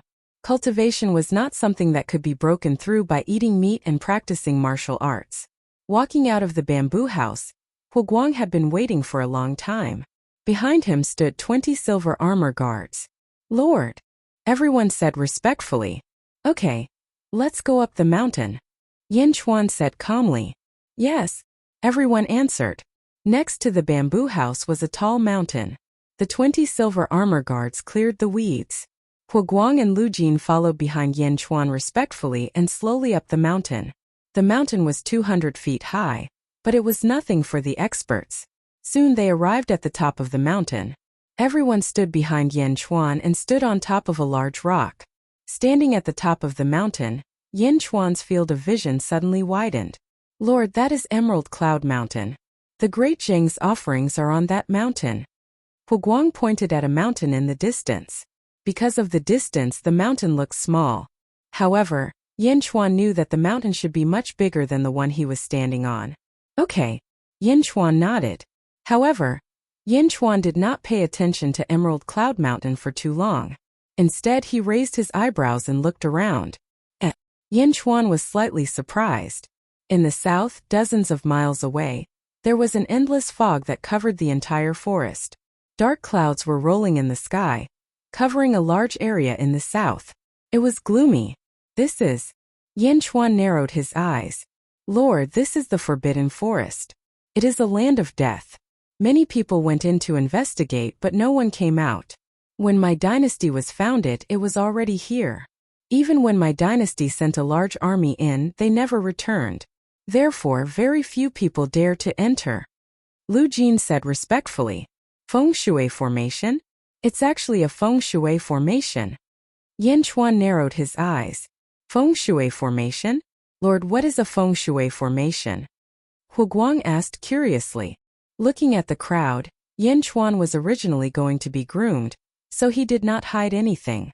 In your hearts, are those immortal sects all the same? Yin Chuan asked with a smile. This subordinate does not know, but it should be about the same. Hu Guang was puzzled. Shaking his head, Yin Chuan took a deep breath and said, Immortal sect? It's just a general term for the mortal world. Immortal? It's not that easy to become an immortal. The immortal sects you speak of are mostly mortal cultivator sections. There are 5 types of cultivation in the world. Oh. Hu Guang immediately perked up. 1 is life, 2 is luck, 3 is feng shui, 4 is in virtue, and 5 is reading. Yin Chuan said solemnly, Lord, reading? What's the use of reading so much? Hu Guang was puzzled. Reading. Don't look down on the study of cultivation. Some great scholars are filled with righteous energy. Their words can kill thousands of demons and devils. Some people who have mastered the art of calligraphy can write out an army of thousands of men and horses with a single stroke. The army can come out of their pen and ink and destroy everything. Yin Chuan explained. Ah, you can write an army with a pen and ink? Isn't that more powerful than the legendary bean soldiers? Hu Guang was surprised. Bean soldiers? That's just a small path. Yin Chuan said disdainfully. Yes. Hu Guang's face twitched. That's just a small path? Then what is in virtue? Hu Guang asked again. In virtue? Is similar to Buddhism and Taoism. They cultivate by collecting immeasurable merit. You'll come into contact with it in the future. Yin Chuan said calmly. Yes. Hu Guang nodded respectfully. As for feng shui cultivators, they travel the earth in search of dragon veins to cultivate. The feng shui formation they set up is extremely strange. It's both real and illusory. It's very different from ordinary formations. Moreover, powerful feng shui masters can even use dragon veins to connect the 2 realms of yin and yang. Yin Chuan explained. Connect the 2 realms of yin and yang? Feng shui cultivators? Hu Guang exclaimed. Feng shui cultivators are mainly feng shui cultivators. They can deduce the heavenly secrets, divine the signs of the stars, and predict good and bad luck. Some of them are strong enough to disrespect the heavens. They can even arrange the stars, disrupt the heavenly secrets, and cause the world to move in reverse. Yin Chuan explained. Hu Guang's heart thumped wildly. Feng shui cultivator? Arrange the stars, disrupt the heavenly secrets? This ability made Hu Guang's heart skip a beat. Then what about feng shui? Hu Guang suppressed his astonishment and asked. Feng shui? Yin Chuan glanced at Hu Guang and said calmly, Feng shui cultivator, don't ask. That's not something you can get involved in. Yes. Hu Guang immediately acknowledged in his heart. Lu Jin and the 20 silver armor guards were also shocked. At the same time, everyone swallowed their saliva. Their hearts were filled with desire. The path of cultivation is extremely difficult. You need to be careful at every step. At the same time, you need to have a strong heart to sort out the distracting thoughts in your heart. Yin Chuan said calmly. Hearing Yin Chuan's words, everyone's expression changed. Yes, thank you, Lord. Everyone said respectfully. Did Yin Chuan mean to lead everyone on the path of cultivation? This was a rare opportunity. How could they let it go? Looking at everyone, Yin Chuan nodded. Yin Chuan was sure that everyone was more loyal than before. Relying on loyalty to win over subordinates was far from enough. Apart from loyalty, they also needed to weave a dream for their subordinates. Looking at the feng shui formation in the distance again, Yin Chuan might not be a feng shui cultivator, but as an emperor in his previous life, he was not unfamiliar with feng shui. At the very least, Yin Chuan could recognize some of the basic things. Dragon vein? How many dragon veins are gathered here? There's actually a small dragon vein squeezed out? Yin Chuan said in surprise. Lord, what did you say? Hu Guang asked. Over there, in the west, is there a small lake on top of the 19 connected mountains? Hu Guang immediately asked. Ah, Lord, how did you know? A few years ago, I brought some people to patrol the mountains and happened to see it. The lake was not big, but the water was very sweet. Hu Guang suddenly said in surprise. A lake on the mountain? That's the mouth of the dragon vein. In these years, it should have gathered a lot of dragon vein energy. Yin Chuan suddenly said excitedly. Lord, that's the dragon vein? Hu Guang said in surprise. Hu Guang, after we go down the mountain, you go and organize the army. We'll set out for the dragon vein as soon as possible. After that, we'll go to Emerald Cloud Mountain and kill all of Zhang's consecrators. Then we'll hunt the demon snake. Yin Chuan said in a deep voice. Yes. Hu Guang answered. Lord, what about the captured black armored army? Do we need people to guard them? Hu Guang asked again. Yan Chuan narrowed his eyes and said, they're going to consume our food. What's the point of keeping them? Yes. Hu Guang immediately straightened his body. Yan Chuan's words announced the death penalty for the black armored army that tried to assassinate him. Chapter 16. Coming down from the mountain. Hu Guang, go organize the troops. When everything is ready, go to the bamboo house and wait for me. Yan Chuan ordered. Yes. Hu Guang complied. Hu Guang left, and 20 silver armored guards guarded Yan Chuan. Lu Jin followed Yan Chuan back to the bamboo house. Are all the brushes here? Yan Chuan asked Lu Jin. Yes, although the Lord rarely uses them, they are all here. Lu Jin said respectfully. All right, you can leave now. Without my orders, no one is allowed to enter. Yan Chuan said in a deep voice. Yes. Lu Jin left the bamboo house curiously. She then closed the bamboo house from the outside. Yan Chuan looked at the brushes again. There were a total of 54 brushes, but in Yan Chuan's eyes, these brushes were too weak. Previously, he took one out and wrote the 2 words Zhanxiong, but it couldn't withstand the yuan qi of heaven and earth and actually collapsed. Walala! Yan Chuan threw a large number of brushes to the ground. These brushes couldn't withstand his words. Out of the 54 brushes, only 3 purple jade brushes were left. All of them were carved with exquisite jade dragons. Spreading out a piece of rice paper, Yan Chuan calmed his mind and grabbed a purple jade brush. Looking at the new rice paper, he fell silent. Yan Chuan squinted his eyes, as if he was copying a script in his heart. Suddenly, Yan Chuan opened his eyes, and a ray of light shot out from Yan Chuan's eyes. Dipping the brush in ink, Yan Chuan slowly wrote on the rice paper. Ooh! A whirlwind rose in the room again, and even a faint mist condensed around the room. With every stroke, it was as if a ray of golden light shot out from the brush. The golden light shot out in all directions, and the wind and rain in the room could be vaguely seen. The golden light under the brush grew brighter and brighter. Stroke by stroke, Yan Chuan wrote the word town. It was clearly written in pitch-black ink, but after it was written, the words strangely overflowed with a golden light. The last stroke was finished. Ooh! The surrounding whirlwinds and mist were quickly sucked into the word suppress. Rumble. Holding the brush, Yan Chuan could hear the rumbling of the words. After absorbing all the wind and rain, the word suppress shone even more brightly. It even emitted a dazzling golden light amidst the rumbling. The golden light illuminated everything. Within the golden light, a 7-storied octagonal golden pagoda slowly floated up. The golden pagoda did not have a name, but it was filled with an aura of invincibility. The word suppress revealed a golden pagoda. Yan Chuan's calligraphy had also completely entered the realm of qi creation. Phew! Yan Chuan let out a long sigh of satisfaction.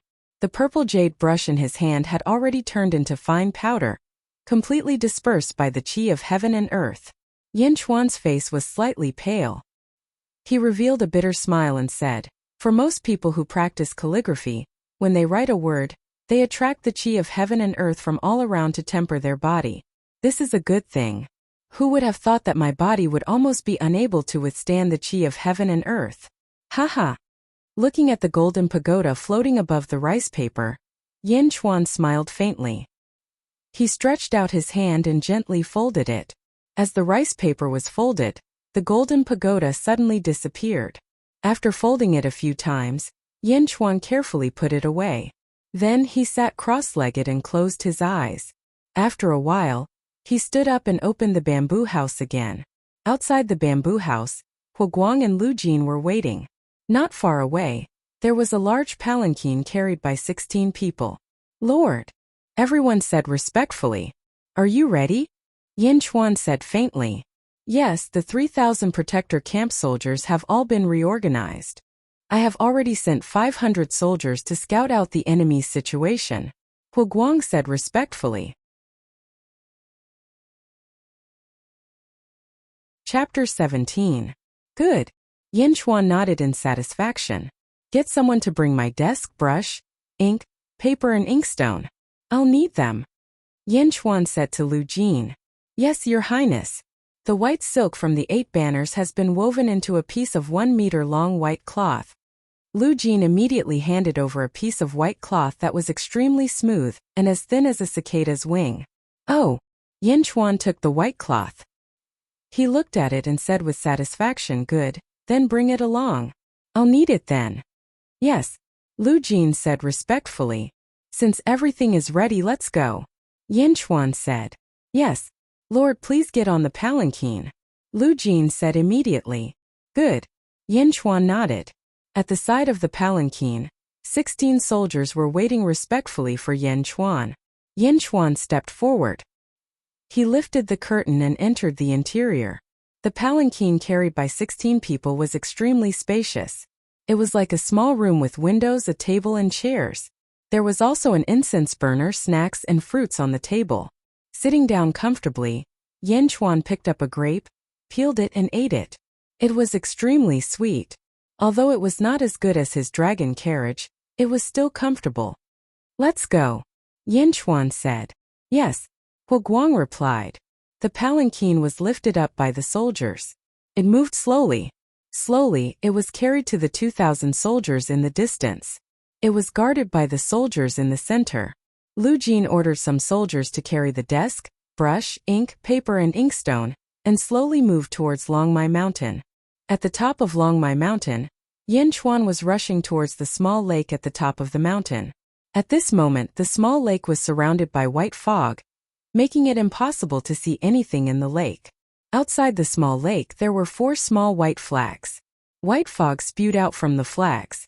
Obviously, the fog in the small lake came from the array formed by the 4 small flags.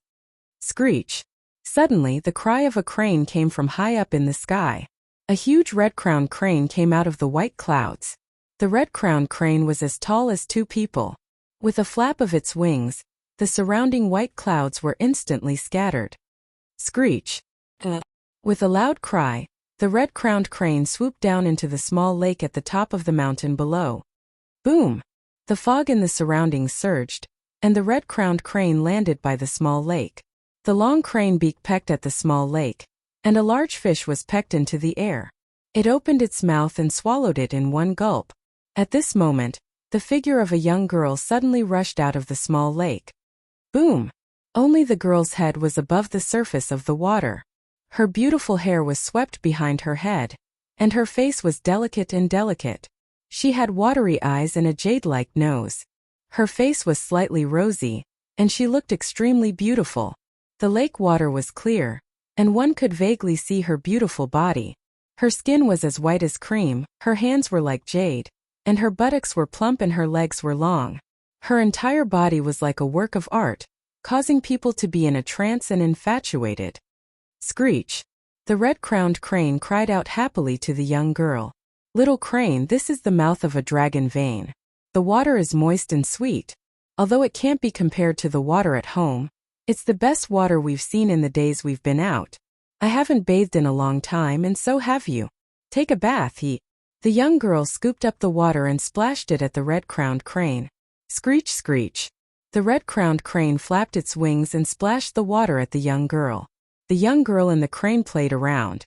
Instantly, the scene was boundless, and the young girl's bell-like laughter could be heard. After fooling around for a while, the red-crowned crane was covered in water before they stopped. The young girl swam in the lake and looked at the red-crowned crane. Are they rushing me again? Screech! The red-crowned crane nodded. Chapter 18. Don't worry about them for now. The Ceiling Forest is a huge feng shui formation. Although the 9 stars pearl alignment will draw in a lot of yin energy and weaken the formation, it won't be that easy to get in. The young woman smiled. That's right. They're looking for the entrance? Then let them search for it. Mr. Monroe can't do it. That half-baked dwarf feng shui master won't be able to do it. I won't go now. This feng shui array must be very dangerous.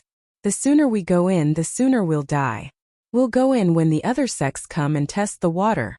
Don't you see that Mr. Monroe hasn't come yet? It's useless to come early. The girl laughed. Screech, screech. The crane screeched again. Don't worry. The magic lotus in the array will be mine. The girl shook her head confidently. Screech. Keep watching for me. I want to bathe for a while longer. The girl smiled at the crane. Screech. The crane nodded. The crane flapped its wings and soared into the sky. However, the wind caused by its wings was too strong. A lot of lake water splashed toward the girl. Suddenly, the girl's face was splashed. A little crane, just you wait. I'll get my revenge. The girl laughed and scolded the crane. Screech. The celestial crane looked quite pleased as it happily flew into the clouds and continued to act as a protector. The Lord Protector's camp walked in the forest. After half a day, they were not far from Longmai Mountain. Yin Chuan sat in the sedan and waited patiently. Huoguang and Lu Jin followed outside the sedan. Stop! Yin Chuan's voice suddenly came from the sedan. Stop in front! Huoguang shouted. Fortunately, there were only about 2,000 soldiers. Soon the troops stopped. Huoguang looked at the sedan curiously. In the sedan, Yin Chuan lifted his left sleeve again, revealing the seed-like birthmark on his wrist. At this moment, the birthmark was emitting a faint green light. Gently stroking the seed-like birthmark, Yin Chuan smiled faintly and said, After the birth of Usurper, only you, Poison Ivy, were reincarnated with me. Unfortunately, I don't have any profound chi now, so I can't feed you and let you grow. Even if it's as weak as a vine seed, it won't change its ability to distinguish poison. Since it gave a warning, even if it was only once, there must be some kind of poison in the surroundings. Poison? Yin Chuan lifted the curtain and walked out. The Lord? Huoguang and the others looked at Yin Chuan curiously. Yin Chuan gently nodded and looked around. This place was a canyon. On both sides of the canyon were mountain rocks. On top of the mountain rocks, there were occasional vegetation. Yin Chuan looked around and suddenly saw a small green branch halfway up a cliff. There were 2 red fruits on the branch. The fruits weren't big, only the size of a soybean, but it was these 2 fruits that triggered Poison Ivy's alarm. Drunken origin fruit? Not bad. Yin Chuan smiled faintly. Huoguang, go and pick that small blade of grass. Don't touch the 2 fruits. Yin Chuan ordered. Yes. Huoguang replied. Tap tap tap. After a few jumps, Huoguang arrived halfway up the cliff. According to Yin Chuan's request, he uprooted the drunken origin fruit. Then, he quickly went down the mountain and landed in front of Yin Chuan curiously. Lord! Huoguang handed over the drunken origin fruit. It really is the drunken origin fruit. Yin Chuan took it in satisfaction. Suddenly, Yin Chuan raised his eyebrows. As if he sensed something, he looked at the peak of the mountain. At the peak of the mountain, there were 18 young men and women. The leader was a man in a black robe. His brows were furrowed and a long sword hung on his waist. His hand never left the sword as he looked at Yin Chuan curiously. Senior brother, is that him? The others looked at the man in the black robe and asked. Can't be wrong. Although we haven't seen each other for 7 years, I can still recognize him even if he turned into ashes. A man in purple beside him said excitedly. The man in purple looked at Yin Chuan with a gloomy face. His eyes were filled with pride and resentment. Who's on the mountain? Yin Chuan asked in a low voice. Yin Chuan, you sickly person. You're still not dead? The man in purple mocked. Yin Chuan squinted his eyes. From the man in purple's tone, he could hear a hint of killing intent. Who was he? Chapter 19. Yin Chuan, you sickly person, you still haven't died? The purple-clothed man said coldly. Huh. Yin Chuan narrowed his eyes. From the tone of the purple-clothed man, he could hear a trace of killing intent. Who is he? Xiao! Xiao! Xiao! The 18 people jumped down from the mountaintop. Pung! Pung! Pung! They landed on the ground, creating a large cloud of dust. Huoguang's expression changed. One had to know that although this mountain wasn't high, even he didn't dare to jump. 18 people landed safely? This meant that the cultivation level of these 18 people was much higher than his. Boom! The soldiers in the valley raised their spears and surrounded the 18 visitors. Mortals, Yin Chuan, are you going to use this group of trash to welcome us? The purple-clothed man said disdainfully. Yin Chuan narrowed his eyes and looked at the crowd. He ordered, "Retreat to the west." "Yes, sir." The group of soldiers responded loudly. They slowly raised their spears and retreated. This was a valley that connected the east and west. A breeze blew from the west. The dust from the soldiers' footsteps covered the 18 men and women, making them look even more ethereal and tall. The army retreated to the west of the valley. They looked at the 18 people with their swords drawn. Huguang stood in front of Yen Chuan, protecting him. His face showed a trace of seriousness, because Huguang had already guessed a possibility. The 18 people in front of them were from the Immortal sect. Since they were from the Immortal sect, they definitely knew magic. They might even have magic treasures. The bows and arrows of mortals were a joke in front of them. What to do? Huguang tightened his grip on his spear. Blue veins popped out. He was clearly nervous, as if facing a great enemy. Lu Jin also stood in front of Yen Chuan. The horsetail whisk in her hand trembled slightly. Not far away, the 18 people showed disdain. Yen Chuan patted Lu Jin and Huguang. "Lord." The two of them looked at Yen Chuan in confusion. "There's no need to be nervous," Yen Chuan said with a smile. "Huh." The two of them were stunned. Yes. Only then did the two of them open up a path. "Bring out the table from the palanquin," Yen Chuan ordered. "Yes." Yen Chuan replied immediately. He ordered 2 soldiers to enter the palanquin and bring out a small table. There were snacks, fruits, and an incense burner on the table.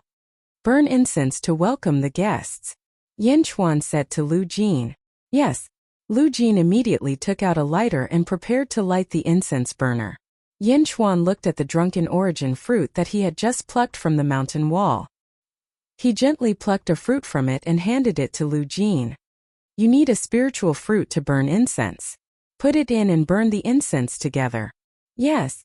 Lu Jin immediately did as she was told. The smoke from the incense burner drifted. Lu Jin retreated. Yen Chuan handed the remaining drunken origin fruit to Lu Jin. Lu Jin took it and retreated to the side. The 18 people looked at Yen Chuan's series of actions and were slightly surprised. "Hey, you've been in the secular world for 7 years. You've learned a lot of its complicated rules. Yen Chuan, are you still the Yen Chuan from before?" The purple-robed man shouted coldly again. Yen Chuan took a step forward and looked at the crowd indifferently. "Yen Chuan has lost most of his memories. May I know who you are? Why are you so familiar with me?" Yen Chuan said indifferently. "Ha ha ha ha, you don't recognize me? I remember now. Your soulless disease is acting up again. You lose your memories every year. Without the protection of your traitor father, you are just a piece of trash. How are you going to fight with me? Ha ha ha." The purple-robed man shouted proudly. "Ha ha ha ha."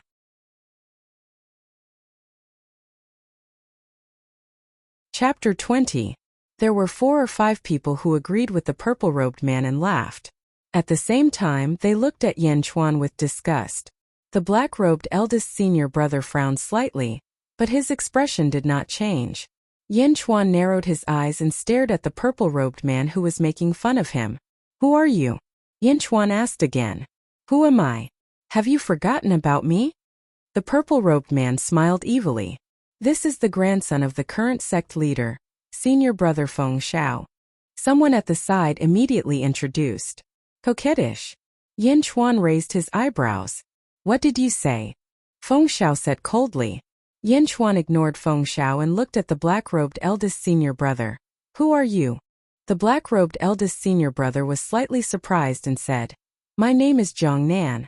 Although your father did those shameless things, I still admire him. Don't worry, we are just passing by and happen to meet. I won't make things difficult for you." "Shameless things? Oh, it's not up to you to judge my father," Yen Chuan replied coldly. "Yen Chuan, what's with your tone? Your father colluded with the demonic woman and caused great damage to our sect. He gave birth to a bastard like you and humiliated our sect. My grandfather spared you and let you live. Eldest senior brother is the champion of our sect's 3rd-generation disciple competition. What can't you say? Little bastard." Feng Shao shouted coldly. "Bastard." Huguang shouted angrily. "Kakakaka." The soldiers immediately raised their longbows and spears. The lord was humiliated and the soldiers were ready to fight. "Who?" Yin Chuan waved his hand and stopped Hu Guang. Ha ha ha ha, little bastard, when your father was here you could still act like a tyrant. What about now? With them? Feng Xiao sneered. Roar! Feng Xiao shouted and a huge sound wave swept toward Yin Chuan's army. In the canyon, the roar seemed to be amplified several times. Rumble! It was as if a gust of wind had blown past, and some of the weaker soldiers immediately swayed from side to side. They couldn't even hold their spears steadily. Yin Chuan's clothes fluttered violently.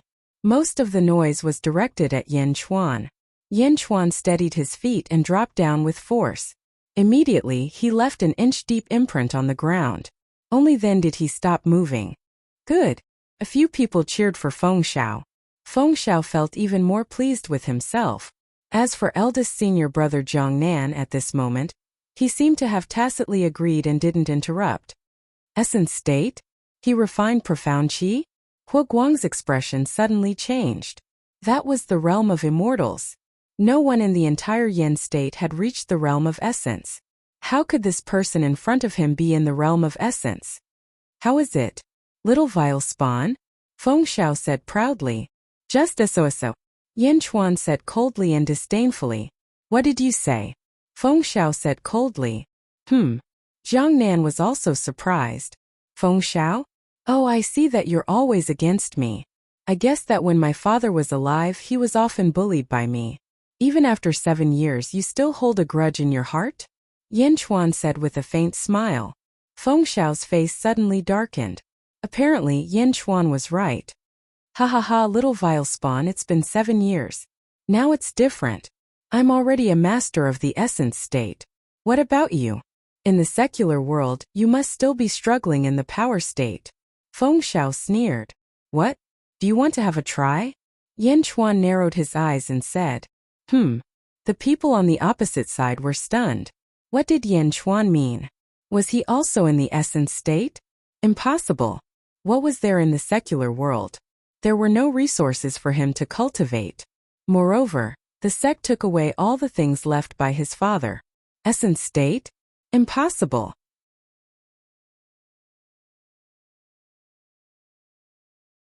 Chapter 21. Eldest senior brother Jiang Nan squinted his eyes. Although Hu Guang and the others pretended to be calm, they were anxious. Feng Xiao sneered and said, Give it a try? Ha ha ha, although I told you not to disturb your life, you asked for it yourself. I want to see if you have improved after 7 years in the secular world. LV3 of the Power Realm? 7 years ago, he was at LV3 of the Power Realm. Today, 7 years later, Yin Chuan was still at LV3 of the Power Realm. Yin Chuan smiled bitterly. It seemed that he could not improve his cultivation for the past 7 years because of the amnesia. But it did not matter. He had woken up in his previous life. None of the people behind Feng Xiao tried to stop him. Even eldest senior brother Jiang Nan looked on coldly. 7 years ago you were not my match. 7 years later, you are still my defeated opponent. Yin Chuan said calmly. Ha ha, what a boast. Although you can't remember, I won't let you go. Power Realm? I can kill you with a yawn. Humph. Feng Xiao said coldly. Just like the toad roar just now? Yin Chuan said sarcastically. That's not the toad roar. That's my sex chant to the heavens. And I only used 60% of my strength just now. Feng Xiao was furious. Really? If your toad roar can make me leave my spot, you win. What do you think? Yin Chuan said disdainfully. Ha ha ha. Ha ha ha ha. Feng Xiao laughed out of anger. Since you asked for it, don't blame me. Feng Xiao said coldly. As he spoke, Feng Xiao took a step forward. Hu Guang and the others were anxious. However, Yin Chuan was not surprised. He even reached out to grab the fruits on the table beside him. He plucked a grape and sniffed it lightly. As he smelled the fruity aroma, he looked at Feng Xiao calmly. On both sides stood the soldiers and the 17 members of the Immortal sect. In the middle stood Feng Xiao and Yin Chuan. The battle between the two was on the verge of breaking out. Hu Guang was a subordinate. Without Yin Chuan's order, he dared not interfere. But in the distance, Jiang Nan, with a group of junior brothers and sisters, was watching coldly from the sidelines. In the end, Feng Xiao was the grandson of the sect master. There was no need for them to offend him. That toad roar of yours, you can start now, Yin Chuan said indifferently as he smelled the fruity fragrance. Not far away, in the lake at the entrance of Dragon Vein Mountain. When the young girl came out of the bath, she put on a man's white shirt. Although it was men's clothing, when the young girl wore it, it showed a heroic beauty. Screech! Screech! The red-crowned crane cried out. Little hearer, I still want to bathe again. Did you see it clearly? Who disturbed this saintess's bath? The young girl grumbled. Screech, screech. The red-crowned crane shook its head and cried out. All right, let's go take a look. The young girl smiled. With a wave of her hand, the flags around the lake flew into her hand. The young girl immediately stepped onto the back of the red-crowned crane. Screech! The red-crowned crane let out a long cry and carried the young girl into the sky. In the blink of an eye, they flew into the clouds. Above the clouds, the young girl looked down and soon saw the confrontation between the two parties in the valley. LV3 of the Strength Realm versus LV3 of the Essence Realm? Aha, am I seeing things? How is this possible? Is that kid at LV3 of the Strength Realm crazy? The young girl was surprised. While the young girl was surprised, the battle between the two below had begun. Yinchuan, are you ready? I'll give it my all.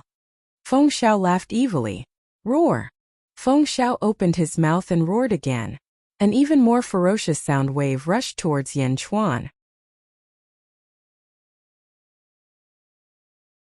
Chapter 22. Chanting to the Sky. Looks like these people are all from the Day sect. The girl in the sky said thoughtfully. The powerful sound waves once again rushed towards Yin Chuan. Wave after wave, they even caused the soil on the ground to fly up. They were all aimed at Yin Chuan. Yin Chuan's clothes fluttered even more violently. Wave after wave of impact, it was as if huge waves were washing over his body. Yin Chuan exerted force on his feet and his footprints deepened by 2 inches.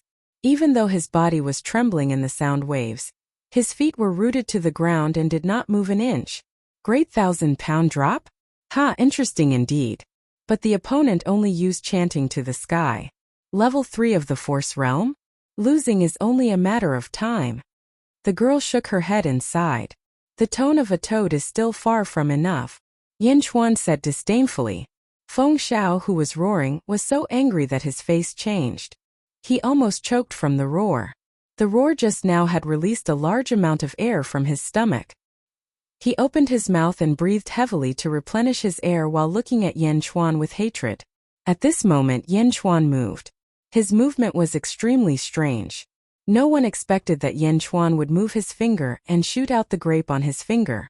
Grape? No matter if it was the people from the Day sect, the soldiers, or even the girl in the sky, they were all extremely strange. Grape? A grape could kill a Force Realm expert? What kind of joke was this? Was Yin Chuan crazy? Huff! With a muffled sound, a scene that no one could understand happened. This scene would be remembered by everyone for the rest of their lives. The grape was shot right into Feng Xiao's mouth. It was sucked into his mouth in an instant when Feng Xiao was inhaling violently. Ah! Ah! Ah! Feng Xiao immediately covered his neck. His eyes widened as he looked at Yin Chuan in horror. Ah! Ah! A weak gasping sound came from his mouth, and his face suddenly flushed red. Not only that, he was sweating all over and his eyes were bulging. His painful expression was indescribable. Moreover, as time passed, Feng Xiao's lips became more and more purple. Ah! Ah! With a painful scream, Feng Xiao immediately went limp and even fell to the ground. Senior brother, are you all right? The group of junior brothers quickly surrounded him. However, the grape was stuck in his windpipe and Feng Xiao could not speak. He clutched his throat and convulsed in pain. Huguang, Lu Jin, and the others were stunned. Just a moment ago, the arrogant and aggressive elite state expert was just a grape by the Lord? Defeated by a grape? Is this real? High in the sky. Haha, interesting. Grapes? I was just wondering if that kid had gone crazy. How could he still be in the mood to eat grapes while fighting against an elite? So it's used to make weapons. These grapes? Who would have thought that this grape would be more powerful than any weapon? Grapes? How could a grape defeat a master of the elite state? How interesting, haha. The young girl said excitedly. The most exciting moment was always the moment of surprise. Screech, screech. The red-crowned crane was also excited. Below, the disciples of the Day sect immediately surrounded them, including the eldest senior brother Jiang Nan. Help, help! Feng Xiao grabbed the eldest senior brother's clothes in pain and could not speak a complete sentence. In just a moment, Feng Xiao's face had turned purple and his tears could not stop flowing. His whole body was sweating as if he had been fished out of the water. The strength that he was proud of could not be released at all. His whole body was convulsing. Block the windpipe? The group of masters did not know what to do. They had all kinds of experience dealing with knife wounds and sword wounds, but what about suffocation? Puff, puff. White foam came out of Feng Xiao's mouth and his eyes rolled. It seemed that he was about to die. Eldest senior brother, what should we do? What should we do? The masters exclaimed. Jiang Nan's face was also very pale at this moment. He put his hand on Feng Xiao's back. His windpipe is blocked. If I use force, his windpipe will be shattered. Then it will be worse. Jiang Nan said with a pale face. But senior brother Feng Xiao is about to die. The master said sadly. This was the grandson of the sect leader. If he died, no one dared to think about it.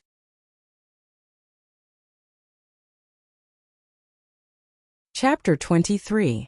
There was no suspense in the battle between Feng Xiao and Yin Chuan. In the eyes of the Day sect at most, Feng Xiao was bullying Yin Chuan because of his higher cultivation. As long as Yin Chuan didn't die, they would turn a blind eye to it. However, who would have thought that it would end like this? Feng Xiao was going to be killed by Yin Chuan's grape? If they didn't see it with their own eyes, they wouldn't have believed it. Even if they returned to the sect and reported it, no one would believe it. A grape? A grape? While everyone felt that it was absurd, they were also anxious. What if Feng Xiao died? How would they explain it to the sect? Not only Feng Xiao, who was foaming at the mouth, but almost everyone was so anxious that their faces were covered in sweat. Those who don't want him to die, get out of the way. Yin Chuan's voice suddenly sounded. Huh. Everyone looked at Yin Chuan. At this time, everyone looked at Yin Chuan with an astonished expression. It was because of him that Feng Xiao ended up like this. You have a way to save Feng Xiao? Jiang Nan frowned and looked at Yin Chuan. Since he is the grandson of my father's sect leader, saving him is out of respect for the sect leader. Yin Chuan said indifferently. When he was 18, he still had to go to that sect. Yin Chuan didn't want to make things worse now. Yin Chuan didn't care about Feng Xiao's life at all, because Feng Xiao didn't have the qualifications to make him hate him. Then, quickly save him. Jiang Nan frowned. Jiang Nan found it hard to accept that Feng Xiao had turned a deaf ear to Yin Chuan's request now. However, he was the leader of this trip and had no choice but to care about Feng Xiao's life. Hu Guang. Your servant is here. Hu Guang said excitedly. Just a moment ago, he was still a member of the Immortal sect. Now he was begging the Lord? For a moment, not only the silver-armored army, but also Hu Guang's face lit up with excitement. Turn Feng Xiao upside down. Yin Chuan said indifferently. Yes. Hu Guang immediately stepped forward. The group of experts stared at Hu Guang, but they had no choice but to hand Feng Xiao over to Hu Guang. Hu Guang was filled with excitement as he pinched a powerhouse who used to be high and mighty in his eyes like he was pinching a dog. Lu Jin. Hit him hard on the back. Yin Chuan ordered again. Yes. Lu Jin also stepped forward excitedly. Reaching out, Lu Jin struck Feng Xiao's back with her palm. Boom! Lu Jin was merciless. This brat slandered the old emperor and insulted the lord. Lu Jin was not polite to him at all. Boom! Feng Xiao suddenly spat out a grape covered in thick phlegm from his mouth. Who? Who? Feng Xiao could immediately breathe again. He sucked in big mouthfuls of phlegm, but his twitching body did not recover quickly. His body was still weak. It was obvious that he would not be able to recover in a short time. He's out, he's out. The group of experts immediately heaved a sigh of relief. Throw him to them. Yin Chuan said. Yes. Hu Guang obeyed. Boom! He threw Feng Xiao out like a dead dog. The group of experts immediately caught him. Senior brother, are you okay? Senior brother. Everyone immediately came up to him. Hu Guang and Lu Jin also returned to Yin Chuan's side. Now, everyone looked at Yin Chuan with even more admiration. Yin Chuan said indifferently. How dare you come out to train when you're so weak? Take him back. Too weak to stand up to the wind? The group of senior brothers immediately froze. Was Yin Chuan saying that Feng Xiao was weak, or was he saying that they were weak? Moreover, the crowd did not know how to refute. Feng Xiao was defeated by a grape. Was he not weak enough to withstand a gust of wind? Everyone felt sullen. Too weak to stand up to the wind? Junior brother Feng Xiao, that was a moment of carelessness. Jiang Nan could not help but argue.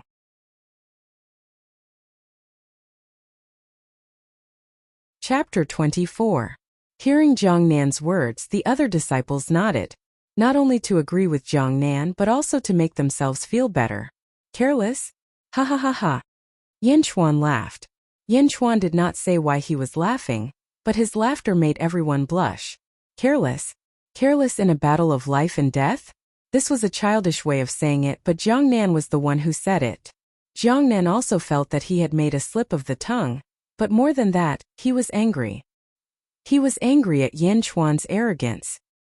He was angry that Yin Chuan, who was only in the strength realm, dared to disrespect him.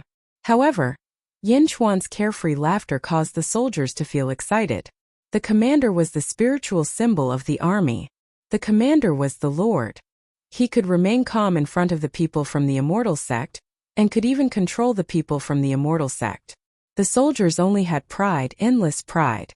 In the sky, the girl stared at Yin Chuan, her eyes shining. She smiled and said, "This person is really special." Screech, screech. The crane nodded. Jiang Nan slowly stood up. He took a step forward. The other disciples looked at him. They were all waiting for their eldest senior brother to teach Yin Chuan a lesson. Yin Chuan, it seems that we have underestimated you. Since you said that we are weak, I would like to learn from you. Jiang Nan said in a deep voice. Learn from him? Hu Guang and Lu Jin became nervous again. They had used a trick to win with grape, but could they do the same now? In the sky. The people from the Day sect are really shameless. LV7 of the Strength Realm? Challenging someone at LV3 of the Strength Realm? The girl looked disgusted. The girl was just curious about the previous fight, but now she was disgusted. The fight was obviously unbalanced, and they shamelessly kept going? Little He-er, do you think I should help that kid or not? I think he is quite pleasing to the eye. The girl asked the crane. Screech. Screech. The crane shook its head. All right, let's wait and see. The young girl nodded. Below, Yin Chuan saw Jiang Nan's challenge and shook his head. You? It was still not enough. Go back and I can pretend that nothing happened. Ha, with just you. Jiang Nan laughed in anger. The group of martial brothers shared a common hatred for the enemy, coldly looking at Yin Chuan. Don't you think that you and Feng Xiao are very similar? Yin Chuan asked with a smile. Feng Xiao had just been pushed to the brink of death by grape, which was simply a disgrace. Jiang Nan even felt ashamed to be associated with him, but Yin Chuan actually said that he was very similar to Feng Xiao. Jiang Nan's face was instantly filled with displeasure. Don't worry. I'll only use 10% of my strength and I won't hurt you. Let me see if your strength is as powerful as your mouth. Jiang Nan said coldly. Yin Chuan's eyes narrowed as he looked at Jiang Nan. In the end, he shook his head lightly and said, You are too weak. Bastard. Xing. Jiang Nan reached out his hand and pulled out the long sword at his waist. A murderous aura suddenly shot towards him. However, Yin Chuan stood still and looked on indifferently. Ta! Jiang Nan took a step forward. However, just as he took a step forward, Jiang Nan's body swayed, as though he was about to fall. Thump! Thump! Thump! Jiang Nan staggered a few steps. Jiang Nan looked at Yin Chuan, who was swaying in the distance in horror. Why am I like this? What happened to me? Yin Chuan, what kind of sorcery did you use? How is this possible? How is this possible? Jiang Nan said in horror.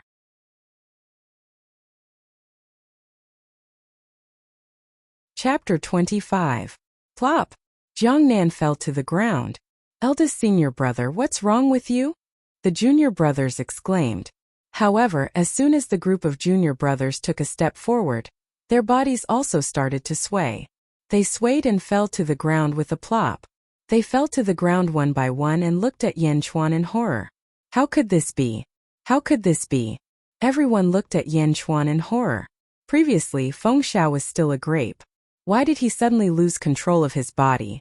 At this moment, they no longer had the demeanor of an expert. There was only despair in their eyes. Not only were their bodies restrained, but they also suffered a psychological blow. The strength state? 18 of them in the elite state were defeated by someone in the strength state? Oh God, can someone tell me why? The group of experts fell to the ground. Lu Jin, Hu Guang, and the silver-armored soldiers widened their eyes. Is this real? The soldiers even rubbed their eyes as if they were dreaming. In the sky, the young girl was speechless. Screech, screech. The red-crowned crane flapped its wings in confusion. I know. The young girl's eyes lit up. At this moment, the young girl looked at Yan Chuan with brighter eyes. This person is extraordinary. Although he is in the strength state, he is indeed extraordinary. The young girl exclaimed. Below, Yan Chuan looked at the group of experts who had fainted on the ground. His expression was still indifferent. My lord, what is this? Lu Jin asked in confusion. Seeing Lu Jin and Hu Guang's curiosity, Yan Chuan smiled and said, Do you remember what was burned just now? Ah, the fruit just now? The incense burner? That was poisonous smoke? Lu Jin's eyes lit up. Yan Chuan nodded. But why are we fine? Lu Jin asked in confusion. I know. The Lord asked us to stand on the west side. The west side is upwind. All the poisonous smoke was blown to them. Hu Guang said excitedly. Yan Chuan nodded with satisfaction. That's right. This is the purpose of burning incense to welcome guests. Now tell me, what do you think? Yan Chuan looked at the two and asked. Experience. The two of them were slightly stunned, but when they saw the serious look in Yan Chuan's eyes, they immediately understood that the Lord was testing them, or rather, teaching them something. Experience. These two words, in the ears of Zhang Nan and the others in the distance, were so ear-piercing and sullen. Lord, I understand now. The people of the celestial sect are also humans. We shouldn't deify them. There's nothing special about them. Hu Guang said. Yes, they only have more cultivation than us. Most of the time, strength is not only about cultivation but also about brains. Lu Jin also seemed to have understood something. Good. It's good that you can understand this. Yan Chuan said with satisfaction. Yes.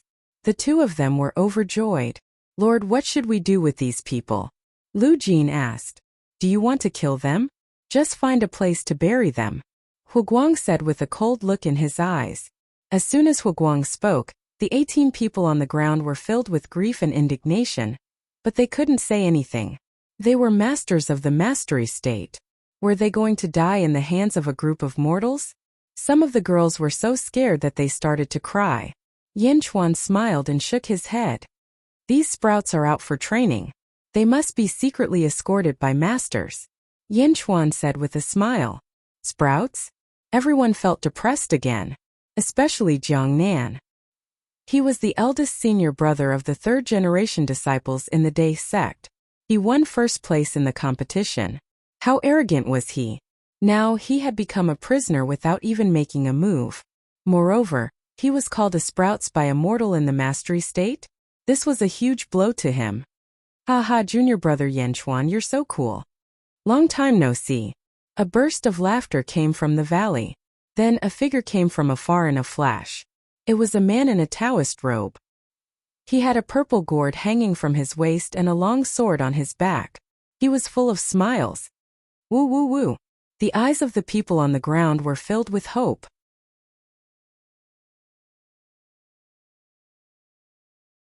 Chapter 26. Who are you? Yan Chuan asked. I'm Zhu Jiansheng, a second-generation disciple of the Day sect. Your father taught me swordsmanship in the past. You were young back then, so you might not remember me. The man in the Taoist robe laughed. I've forgotten most of my memories. Zhu Jiansheng, are you here to protect them? Yan Chuan nodded. That's right.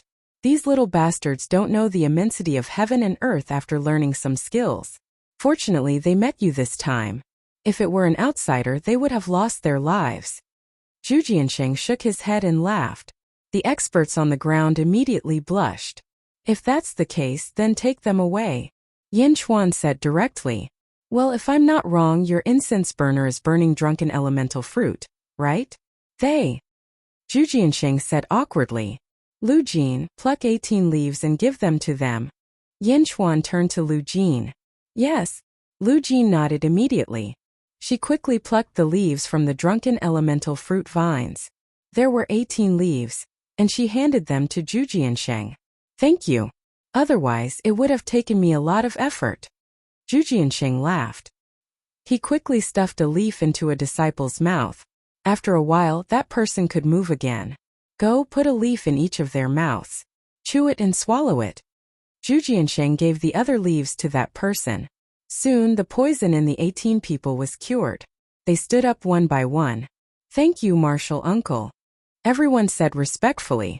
At the same time, the experts looked at Yin Chuan with more and more complicated eyes. Among them, Feng Xiao looked at Yin Chuan with more and more resentment. Jiang Nan looked at Yin Chuan with an indescribable sullen expression. If that's the case, then we'll take our leave first. We'll see you in the Day sect in the future. Zhu Jiansheng laughed. I won't see you off. Yin Chuan nodded. Yin Chuan, you just wait. This enmity, I'll avenge it. Feng Xiao left behind some vicious words before leaving. Bah! Zhu Jiansheng slapped Feng Xiao's head. Report my ass. If he wanted to kill you, you would have died a long time ago. Moreover, he will be your elder in the future. If you dare to report, your grandfather will break your legs. Zhu Jiansheng immediately scolded. Feng Xiao. Soon Zhu Jiansheng and his group disappeared from Yin Chuan's sight. Along the way, martial uncle, what is Yin Chuan's cultivation level? Is he really still in the strength state? Jiang Nan bit her lips and asked. Yin Chuan? He's still at LV3 of the power realm, but he's much more mature than you guys. Zhu Jiansheng said in a deep voice. Third level of the power realm? Everyone felt their vision go dark. Really? He was really in the strength state. Martial uncle, I can't accept this. Feng Xiao said sullenly. Why can't you accept this? You asked for it. Don't think that your cultivation level is higher than his, but have you seen what he can do? If he wants to kill you, it'll be a piece of cake for him, Zhu Jiansheng scolded. But Feng Xiao was still unconvinced. Use your brain more in the future. This time I followed you secretly and recorded your performance in this trip. Look at your performance. You guys are a bunch of hotheads. Yin Chuan said that you guys are sprouts, and he's right, Zhu Jiansheng said without giving them any face. Everyone. Then, martial uncle, where are we going now? Jiang Nan asked. Where are we going? According to my records, you guys are all dead. Where else do you want to go? Let's go back to the sect now. Reflect on it properly. Motherfucker. You bunch of sprouts are too inexperienced. Zhu Jiansheng said unhappily. Everyone.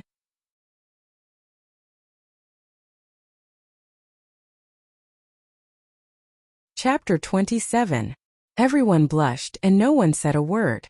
Zhu Jiansheng might be polite in front of Yin Chuan, but he didn't give the juniors any face at all. Most importantly, Zhu Jiansheng was extremely powerful, so they could only walk back to their sect with a belly full of grievances. In the sky, the young girl rode a crane and watched Zhu Jiansheng leave with the people of the Day sect. Zhu Jiansheng? I think I've heard of him before. I think he's a genius of the second generation of disciples of the Day sect. The young girl touched her chin thoughtfully. Below, Yin Chuan watched Zhu Jiansheng leave. He sat back down in the palanquin. Raise the palanquin. Lu Jin yelled. The army marched toward the Dragon Vein Mountain again. However, the soldiers seemed to have been injected with stimulants, and they were all full of energy. They're going to the mountain pass too? What's that boy doing? The young girl was surprised. Screech, screech. The red-crowned crane cried out softly, as if expressing its curiosity. Could it be that this 17-year-old boy also knows the art of feng shui? Can he tell that this is the dragon vein? Impossible, how old is he? The young girl shook her head. Screech, screech. Let's see. The young girl was interested. Yin Chuan's army went straight to the small lake where the young girl had taken a bath. More than 2,000 soldiers stood guard at the foot of the mountain. Yin Chuan's palanquin landed in front of the small lake at the top of the mountain. Huguang, Lu Jin and a group of soldiers carried ink, paper and inkstones. After getting off the palanquin, Yin Chuan looked at the small lake at the mountain pass. Little Crane, what do you think that boy is looking for? The young girl in the sky was puzzled. Screech. The red-crowned crane shook its head, indicating that it didn't know. The small lake wasn't big. After looking for a while, they stopped at the northern side of the lake. Dragon spitting pearls? That's right, it's here. Yin Chuan's eyes lit up. Make this place sturdy, lay stones and place a desk. Yin Chuan immediately ordered. Yes. Hu Guang immediately accepted the order. Hu Guang chopped down a large tree and turned it into a large wooden stake. The silver-armored soldiers quickly used the wooden stakes to tamp down the ground. After that, he found a large stone and cut it flat. Finally, he placed the desk properly. High up in the sky, the girl's eyes were filled with confusion. He wondered what was going on down there. Bring me the white cloth woven from the banner, Yin Chuan said to Lu Jin. Yes.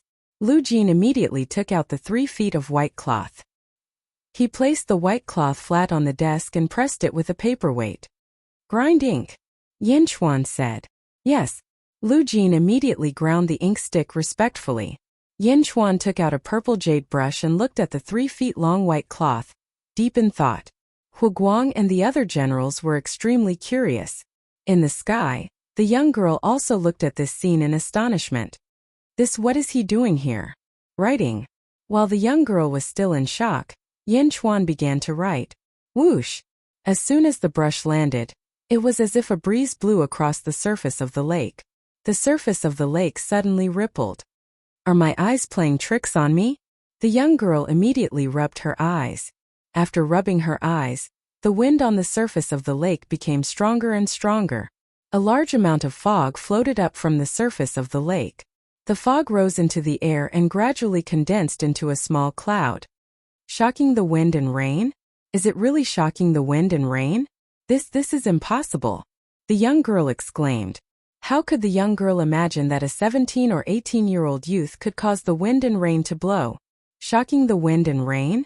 This was something that only great scholars and calligraphers could do. But he was only 17 or 18 years old. Below, the soldiers thought that the sky had suddenly changed. Only Hu Guang and Lu Jin's eyes were shining. The two had already guessed that this might be the result of the Lord's brush.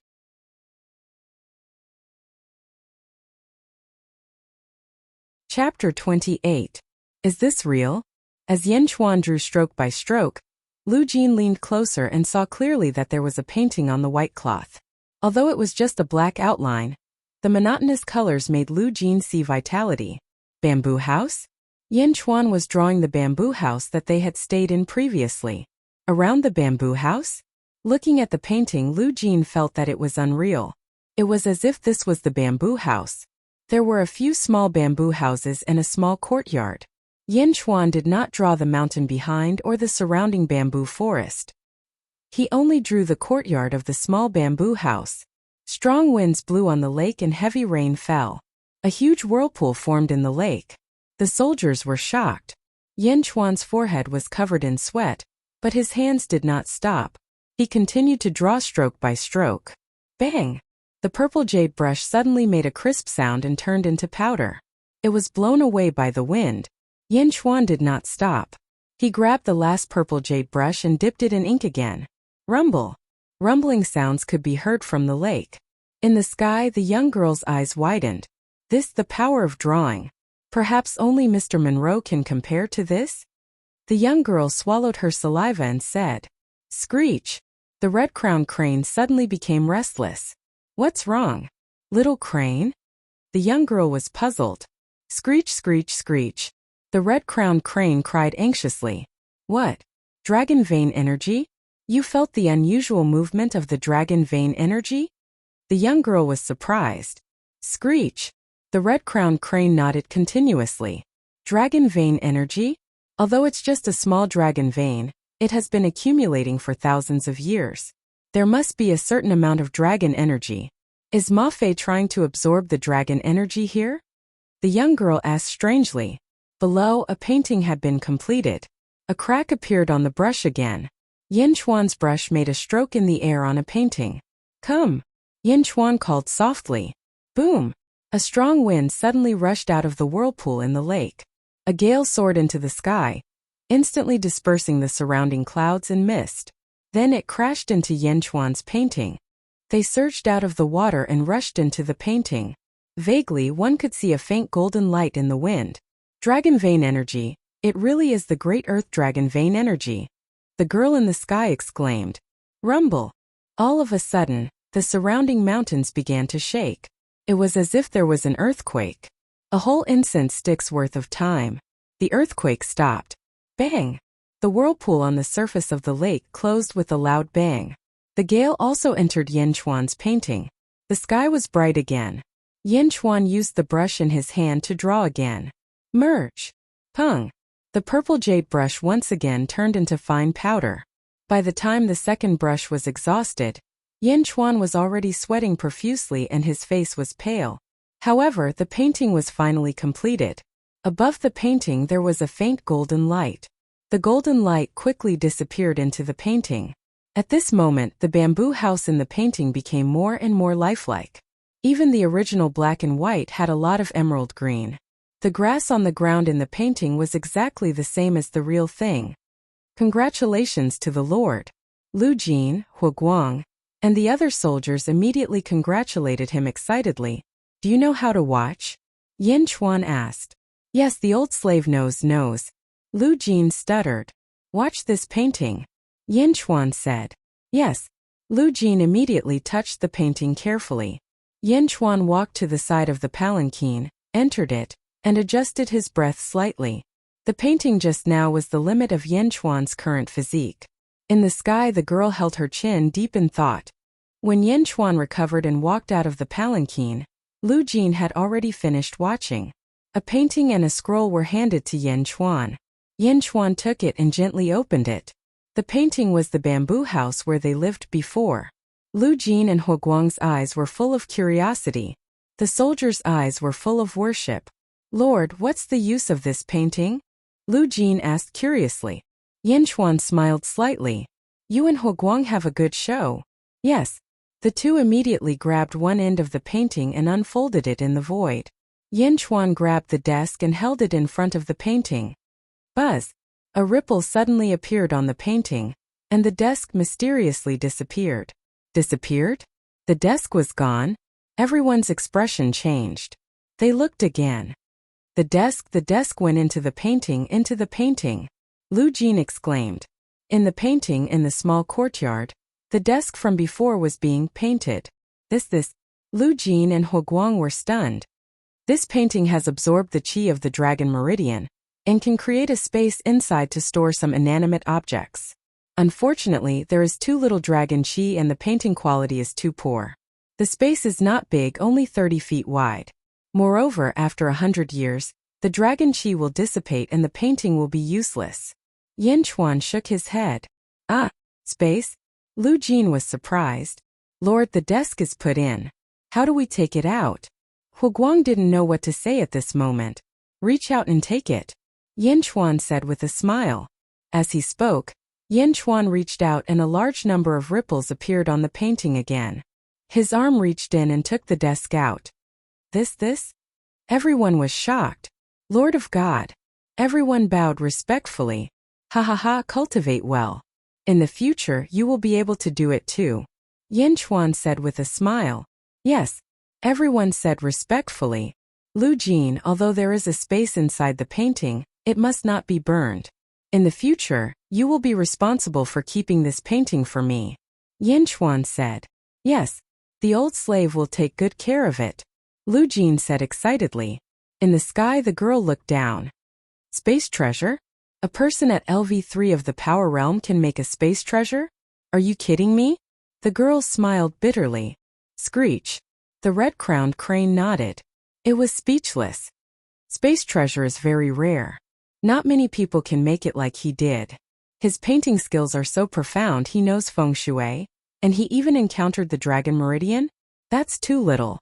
Although the space is not big, it is still very impressive. Looks like Mr. Monroe will meet his match. The girl smiled slyly.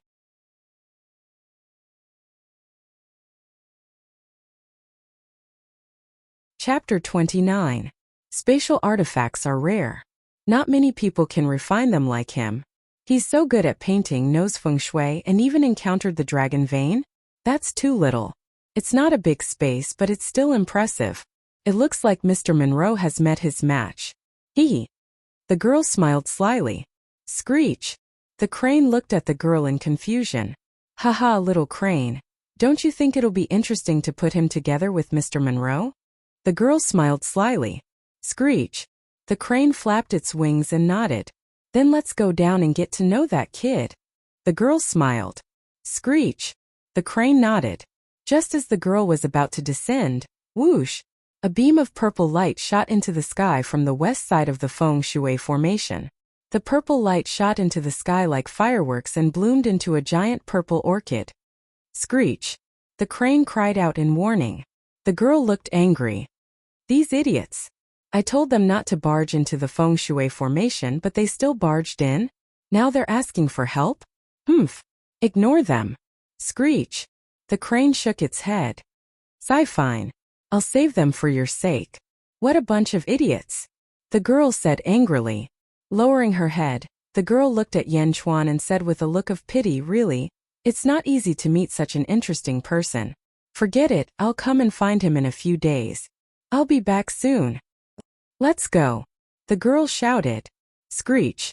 The crane let out a long cry and flapped its wings, flying toward the SOS signal in the distance.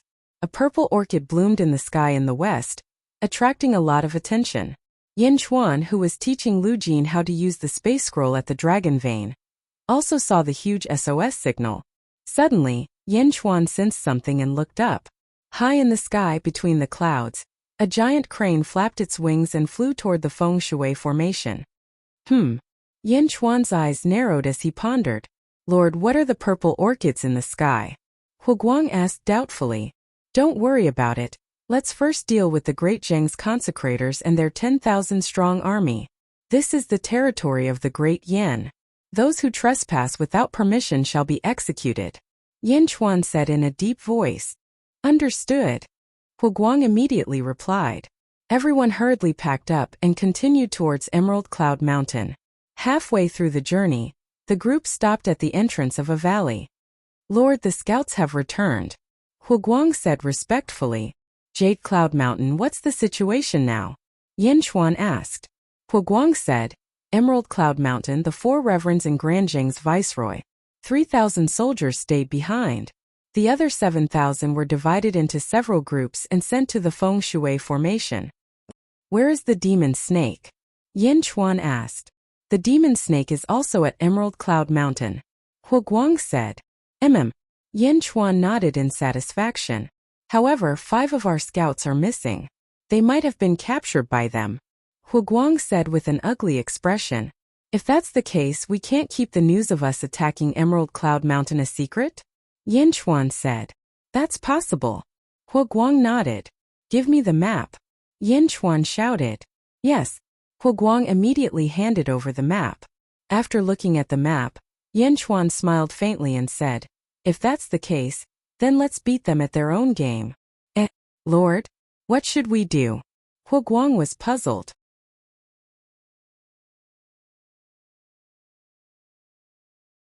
Chapter 30. Of the 500 scouts, most of them are still near Jade Cloud Mountain, right? Yan Chuan asked. Yes. Let them burn the mountain. Yan Chuan said in a deep voice. Lord, the other party should have received the news and most likely left the mountain. Setting it on fire should be useless, right? Hu Guang said worriedly. No matter. Just set the mountain on fire for me. Yan Chuan shook his head confidently. Jade Cloud Mountain, top of the mountain. There was an abandoned temple at the top of the mountain. Thus, it became the residence of the Zheng dynasty's consecrators. In the backyard of the temple, waves of roars could be heard. The 3 leopards were panicking, but they continued to roar. Roar. Roar. Roar. The leopards seemed to want to roar away the fear in their hearts, but also seemed to be warning the huge monster in front of them. In front of the 3 leopards, there was a 5 zhang long pitch-black cobra. It was about the same height as a 5-story building. It coiled around and occupied most of the courtyard.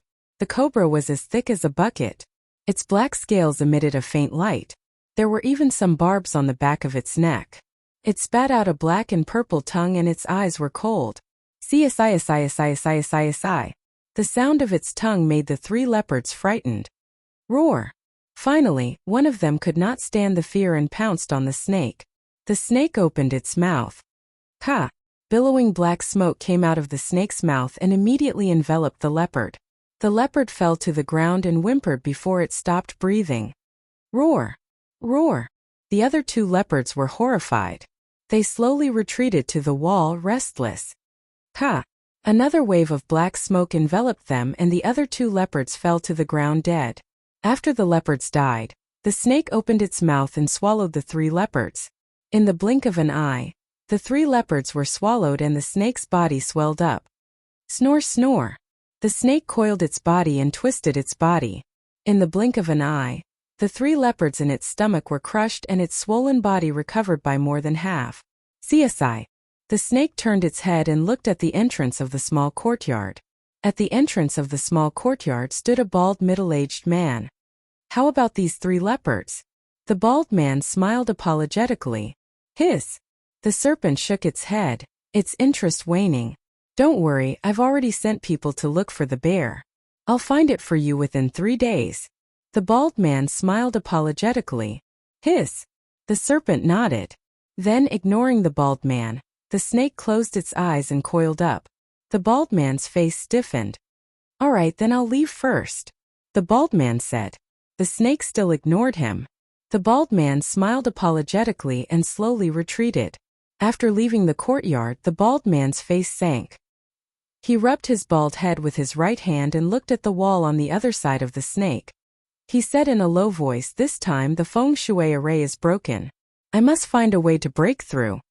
Sooner or later I will completely subdue you." Great Consecrator. The governor has caught a few spies and has invited the High Consecrator to discuss it. A soldier ran over and said respectfully, "Spy." The bald-head consecrator raised his eyebrows. "Lead the way." Yes. The 2 quickly arrived at a large hall. There was a broken Buddha statue in the hall, and there were already 4 people standing inside. One of them was clad in armor and had a dignified expression. The other 3 wore Taoist robes and had lofty expressions. However, when the 4 saw the bald man enter the hall, they all greeted respectfully, "Great Consecrator." Governor, what's the matter?" the bald-head consecrator asked the armored man.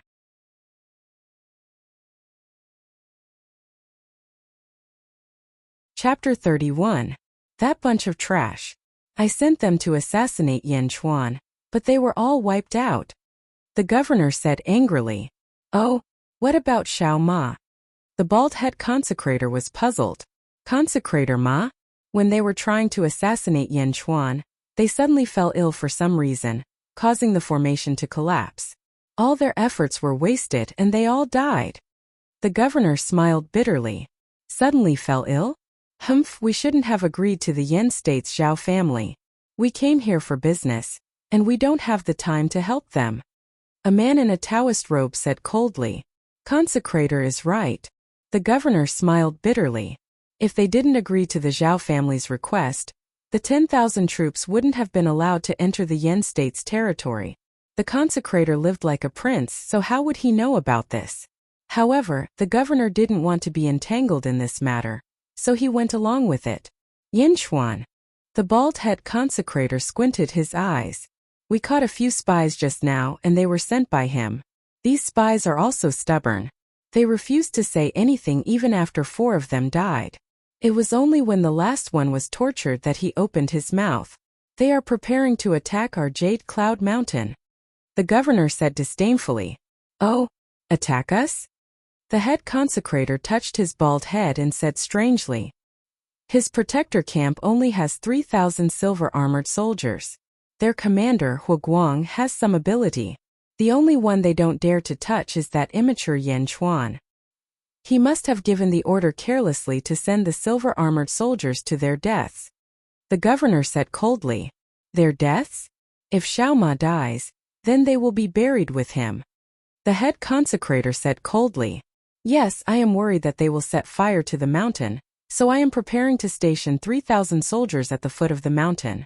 Do the 4 consecrators want to go down the mountain together? The governor asked. Set fire to the mountain? Ha, a mountain fire can only burn your ordinary soldiers. How can it hurt us? We won't go down. You all go down. Also, find Xiong and bring him here in 2 days. Blackie can't wait. The head consecrator said in a low voice. Don't worry, High Consecrator. The matter of catching the bear has already taken shape. Once we catch it, we will immediately send it over. Our army has already gone down the mountain to set up camp. We will wait for Yan Chuan to bring his troops over. We will definitely not let him return. The governor coldly said. Yes. The consecrators nodded. On a mountain above a valley, Yan Chuan and Huguang stood on top of the mountain and looked down at the long passageway. Is it time? Yan Chuan looked at the sky and asked. Yes, Lord. It's almost time. The scouts around Emerald Cloud Mountain should have started burning the mountain. Huguang said solemnly. Good, once the fire starts, the smoke will definitely soar to the sky. Yan Chuan nodded in satisfaction. Lord, since they already know about us and have made preparations, why do they still want to burn the mountain? Lu Jin asked curiously. This is called inviting the enemy into a trap. Yan Chuan said with a smile. Eunuch Lu, the Lord doesn't want to attack Emerald Cloud Mountain now. Instead, he wants to create the illusion of besieging Emerald Cloud Mountain. Huguang explained. Oh. Lu Jin looked at Huguang. Once the fire starts on Emerald Cloud Mountain, the 7,000 soldiers heading to the south will definitely abandon everything and return to reinforce Emerald Cloud Mountain. There are many mountains here. This is the shortest and fastest path that must be taken. Do you think those impatient soldiers will choose to slowly climb mountains and wade through rivers to take a detour? Or will they take the shortest path to reinforce Emerald Cloud Mountain? Huguang said with a smile. We will ambush those 7,000 soldiers here? Lu Jin immediately understood. Yes, Huguang said with a smile. At this moment, Yan Chuan looked in the direction of Emerald Cloud Mountain.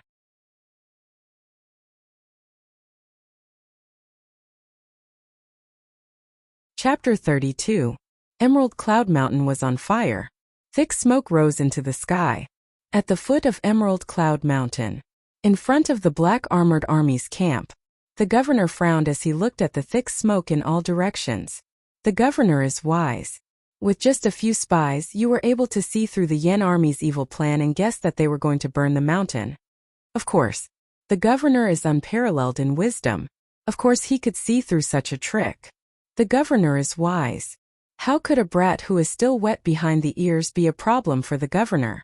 The group of generals complimented the governor. Hearing the compliments, the governor felt relieved. He nodded and said yes, since that brat has started to burn the mountain, he should be nearby. Increase the manpower and search for them. Find out where they are hiding. Yes, the generals replied. Above the valley where Yan Chuan was. Release the arrows. Huguang ordered. Xiao, Xiao, Xiao. A large number of arrows rained down on the valley. Ah, ah. Screams sounded in the valley. Yan Chuan stood with his hands behind his back and looked at the scene of death. Looking down from above, they were like turtles in a jar. This was the death ground of the Black Armored Army. Don't let a single one escape. Yan Chuan said in a deep voice. Lord, don't worry. I have arranged for people to be around. Huguang said respectfully. Yes. Yan Chuan nodded. Below, the Black Armored Army was quickly wiped out. 1,000 Silver Armored Army rushed out of the valley and quickly moved the corpses away from the valley. They also used branches and leaves to clean up the blood-stained ground. Soon, the valley returned to its original state. Only the smell of blood lingered in the valley. However, when the wind blew, the smell of blood quickly dissipated. Wait for the next batch. Yan Chuan said indifferently. Yes. Huguang said respectfully. Emerald Cloud Mountain. The raging fire had been burning for a day and a night. However, Emerald Cloud Mountain was too big. Even though it had been burning for a day and a night, it still hadn't reached the mountainside. At the foot of the mountain, the Black Armored Army's camp. Governor, we haven't found them yet. The Yin Army is a bunch of cowards. We don't know where they are. One of the generals said with an ugly expression. Keep looking, you bastard. Where can 3,000 silver armors be hidden? The governor shouted. Yes. The group of generals replied again. Where Yan Chuan was. Fire. Hu Guang ordered. Swish. Swish. The terrain was blessed by the heavens. Batches after batches of black armored army soldiers were killed. Lord, it's been 2 days, but we've only killed 5,000 enemies. I don't know when they'll arrive. Hu Guang said with a frown. Yan Chuan shook his head and said, That's about it. There shouldn't be any left. Ah. Yan Chuan shook his head and said, This place is not far from the Feng Shui formation. If they can't come back in 2 days, it means that the 2,000 soldiers won't come back. Yes. After this batch of enemy soldiers is annihilated, let the soldiers rest for 2 hours and prepare to face the Zheng dynasty's governor. Yan Chuan said in a deep voice. Yes. At the foot of Emerald Cloud Mountain. Governor, it's been 2 days and there's still no news.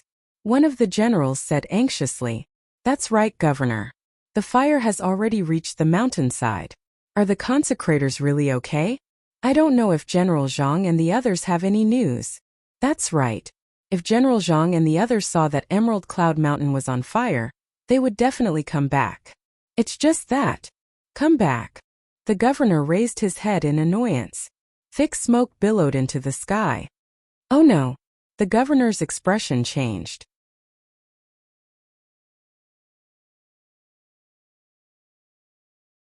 Chapter 33. Thick smoke billowed into the sky. Oh no. The governor's expression changed. Governor, what's wrong? A group of generals asked doubtfully. Bring me the map.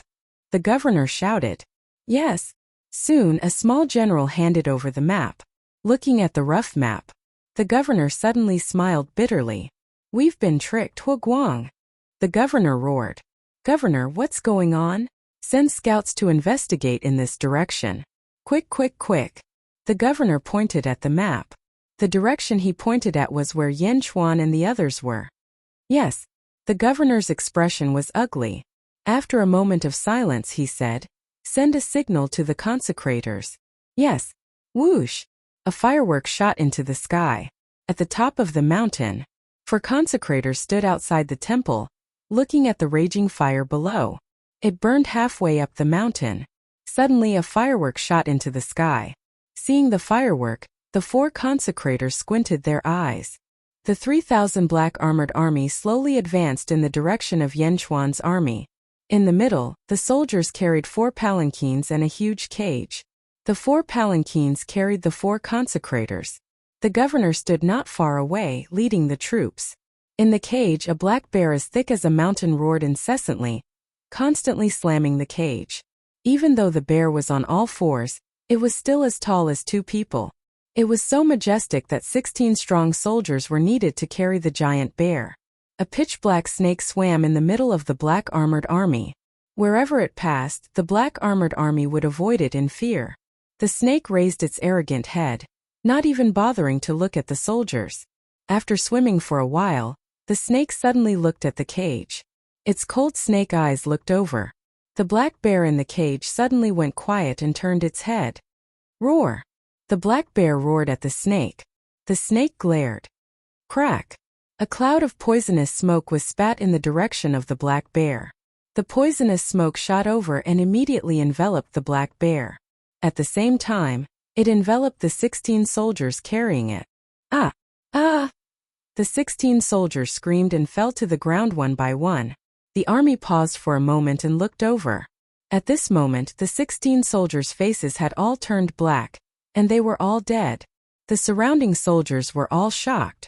In the cage, the black bear also weakened, but it did not die immediately. Instead, it looked at the black snake in horror. The snake opened its mouth and bit down on the top of the cage. Boom! The iron cage that trapped the black bear was bitten open by the snake. Roar! The black bear roared weakly, to vent the fear in his heart. Ha! The giant snake bit down and slowly swallowed the black bear in front of the soldiers. At this moment no one dared to interrupt. The 4 great consecrators also walked out of their palanquins and waited quietly. Coo coo coo. The sound of the black bear being devoured was so oppressive that it was hard for everyone to breathe. The huge black bear was swallowed by the snake. The snake's abdomen had swelled several times, and it seemed that it was difficult for it to move. The serpent narrowed its eyes. Ka-ka-ka-ka. A stirring sound came from his abdomen. In the blink of an eye, the swelling in his abdomen receded, and the swelling spread throughout his body. Gulp! The sound of the soldiers swallowing their saliva could be heard. Everyone knew that the stirring force in the snake's body was too strong, and it instantly crushed the huge black bear. After swallowing the black bear, the snake was very satisfied. It turned its head to look at the bald head consecrator. Hiss, hiss, hiss, hiss. The head consecrator immediately understood when the snake hissed. Let's continue on our way. The head consecrator shouted.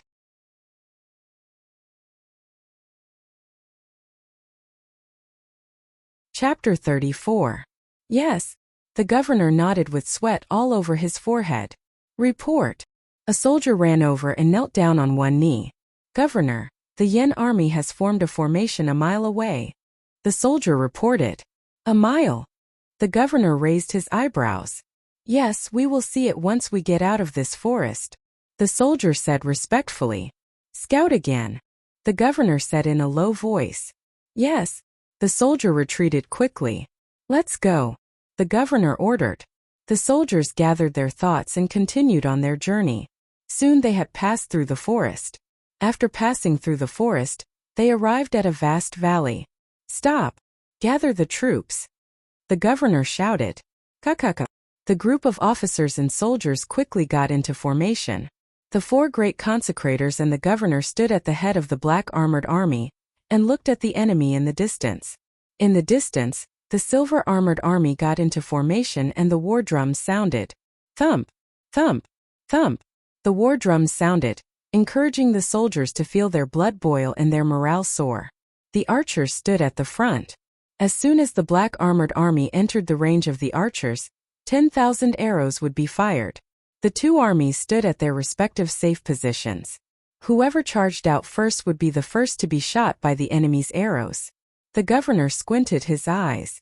Great consecrator, your divine snake is invulnerable. Can you first disrupt the enemy's formation? Then we will attack with all our strength? The governor looked at the great consecrator and asked. The great consecrator looked at the governor strangely. Then he smiled disdainfully and said, My Blackie is invulnerable. However, it is your job to lead an army and fight a war. You are so useless that you want Blackie to be your vanguard? Ha! You have guts. You can talk to Blackie yourself. The governor's face froze. Talk to Blackie himself? Are you kidding me? What if Blackie gets angry and eats me? The governor could only accept this reality gloomily. He turned his head and looked into the distance again. At this moment, a silver-armored soldier suddenly ran over from the army. The soldier did not bring any weapons and came empty-handed. An envoy. The governor was curious. Zhang Xian didn't stop the soldier, allowing him to approach. Zhang State's viceroy, our Yen State's emperor who is equal to the emperor. Viceroy, please go to the center of the two armies and resolve the grievances between the two armies. The silver-armored soldier said solemnly. The center of the two armies? The governor was slightly surprised. At this moment, several silver-armored soldiers appeared from the distance, carrying a large table and several wide chairs. They placed them in the center of the confrontation between the two armies.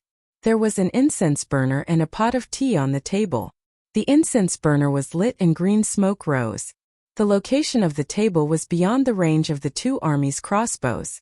If there are any unusual movements, they can quickly return to their respective camps. Right there, the silver-armored soldier said.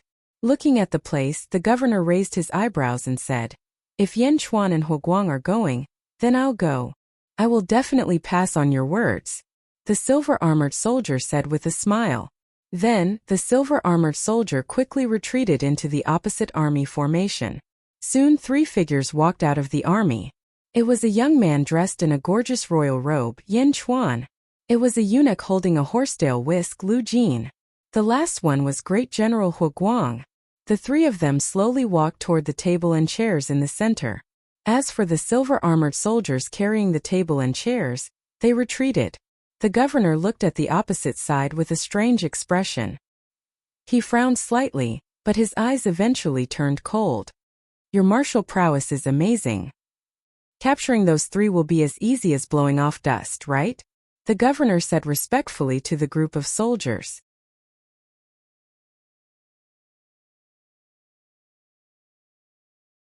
Chapter 35. Of course. One of the consecrators said disdainfully. Consecrators, please come with me. While we're talking, we'll capture the three of them as quickly as possible. Capture the leader first to capture the bandits. If we capture the three of them, we'll win. The governor immediately requested. Head consecrator? The governor looked at the head consecrator. Oh, me? I'm not going. I want to take care of Blackie. The head consecrator shook his head and smiled. Instinctively, the head consecrator felt that something was wrong. However, this was a completely open and transparent meeting. How could there be anything wrong with that? Still, the head consecrator was cautious and did not go. Let's go. We'll each take one. The other three consecrators immediately agreed. The head consecrator nodded. The governor seemed to be confident of victory. He led the three consecrators and slowly walked toward the table in the center. The snake swallowed the black bear. It seemed to be digesting it as it swam over lazily. It followed the head consecrator and looked into the distance. In the center of the two armies, Yin Chuan sat on a chair. Hu Guang and Lu Jin stood respectfully behind him. The two of them were not very nervous. However, they still instinctively glanced at the incense burner on the table. Smoke rose from the incense burner.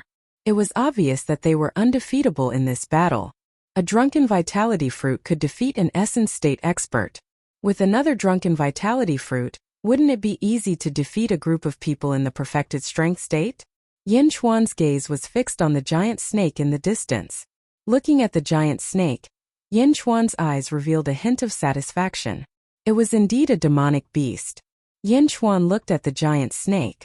The giant snake also felt Yin Chuan's gaze. It glared at Yin Chuan unhappily. Yin Chuan did not mind. He looked at the four people walking over. Governor? I've heard a lot about you. Today, I represent the Yin state to discuss state affairs with you. Please. Yin Chuan said with a smile. Yin Chuan did not get up. He just sat there facing the governor. The governor looked at Yin Chuan, and his expression changed slightly. He had originally wanted to attack immediately, but when he heard Yin Chuan say that he represented the Yin state, he immediately became interested. You are indeed a young hero. The governor pretended to smile politely and sat down. You are indeed a young hero. The three consecrators frowned slightly, but they also sat down. Lu Jin immediately poured tea for everyone. The governor looked at the tea and smiled coldly. He did not touch it. I wonder what the Emperor Equal wants to discuss, the viceroy asked. This is the territory of Great Yen. I wonder, how did governor manage to lead an army into this place? Asked Yin Chuan while sipping his tea. I was able to come here because of the Yen state's permission. The governor said calmly. Have you seen any of my subordinates in the past 2 days? The viceroy asked in a low voice. What subordinates? Yin Chuan pretended that he did not know. The governor narrowed his eyes and did not linger on this topic any longer. Speak. You represent the Yen state. What state affairs do you want to discuss? The governor asked coldly. I would like to borrow something from all of you. Yin Chuan said with a smile. As he spoke, Yin Chuan picked up his teacup and drank again. What do you want to borrow? The governor asked coldly. After taking a sip of tea, Yin Chuan put down the teacup and looked at the four people. He said calmly, I want to borrow your heads. What? Bastard. The four people reacted almost at the same time and stood up abruptly. However, just as they stood up, they immediately sat back down. Thump, thump, thump, thump. The four people looked at Yin Chuan, their eyes full of shock.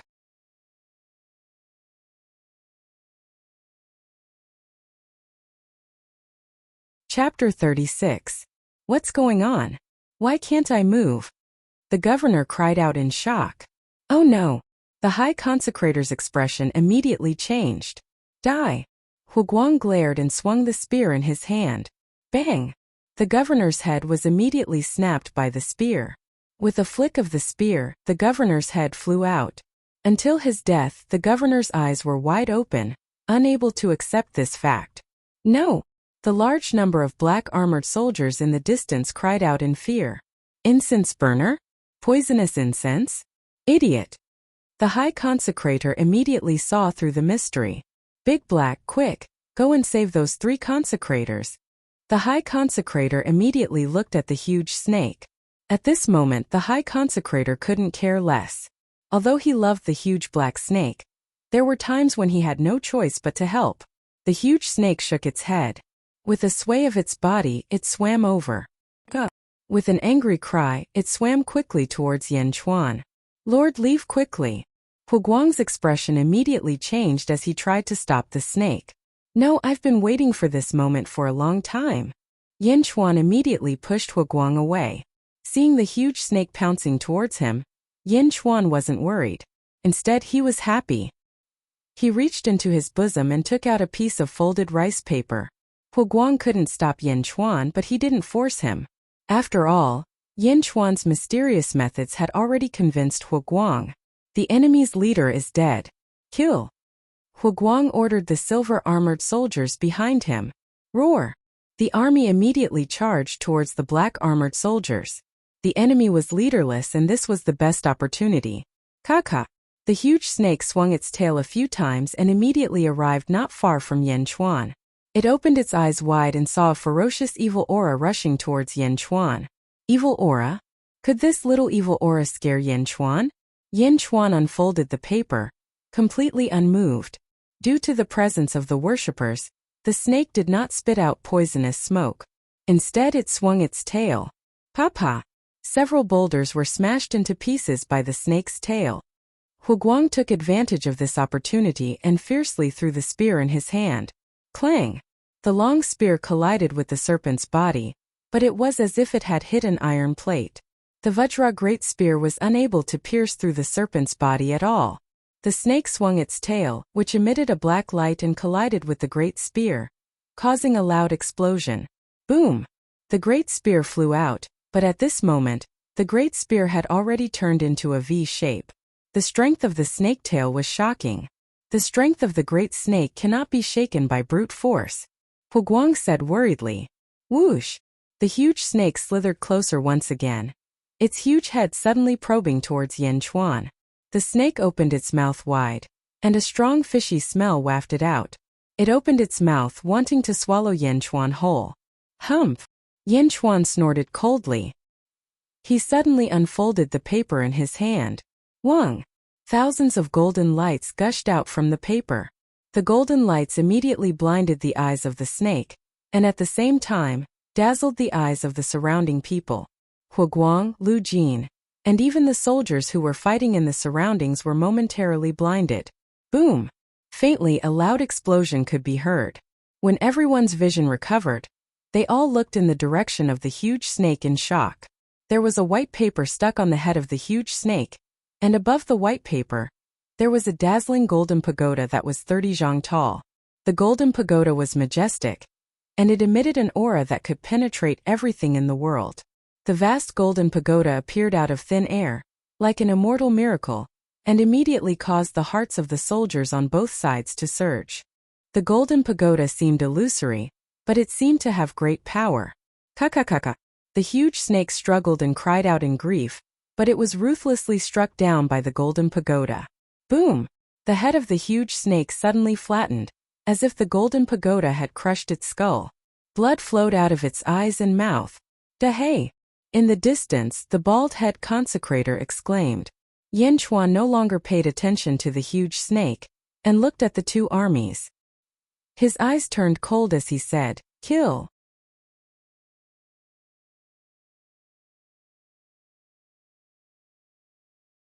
Chapter 37. Kill! Under Yan Chuan's command, a murderous aura surged out. This murderous aura pushed the fighting spirit of the Silver Armor Army to its peak. Roar! The silver-armored army roared. As soon as the soldiers at the front crossed the center line, they were immediately shot with thousands of arrows. As the 10,000 arrows were released, the soldiers at the rear raised their spears and charged forward. Battle cries shook the heavens as the morale of the silver-armored army soared. On the other hand, the black-armored army, the commander's head was separated from his body. The serpent that was both respectful and fearful had actually been seduced by a celestial method? Without a leader, even the strongest serpent was suppressed by the other party, let alone this group of small fries. Kill. At this moment, the black-armored army was terrified. How could they kill him? What would he use to kill them? A wave of arrows rained down, instantly killing and injuring a large number of them.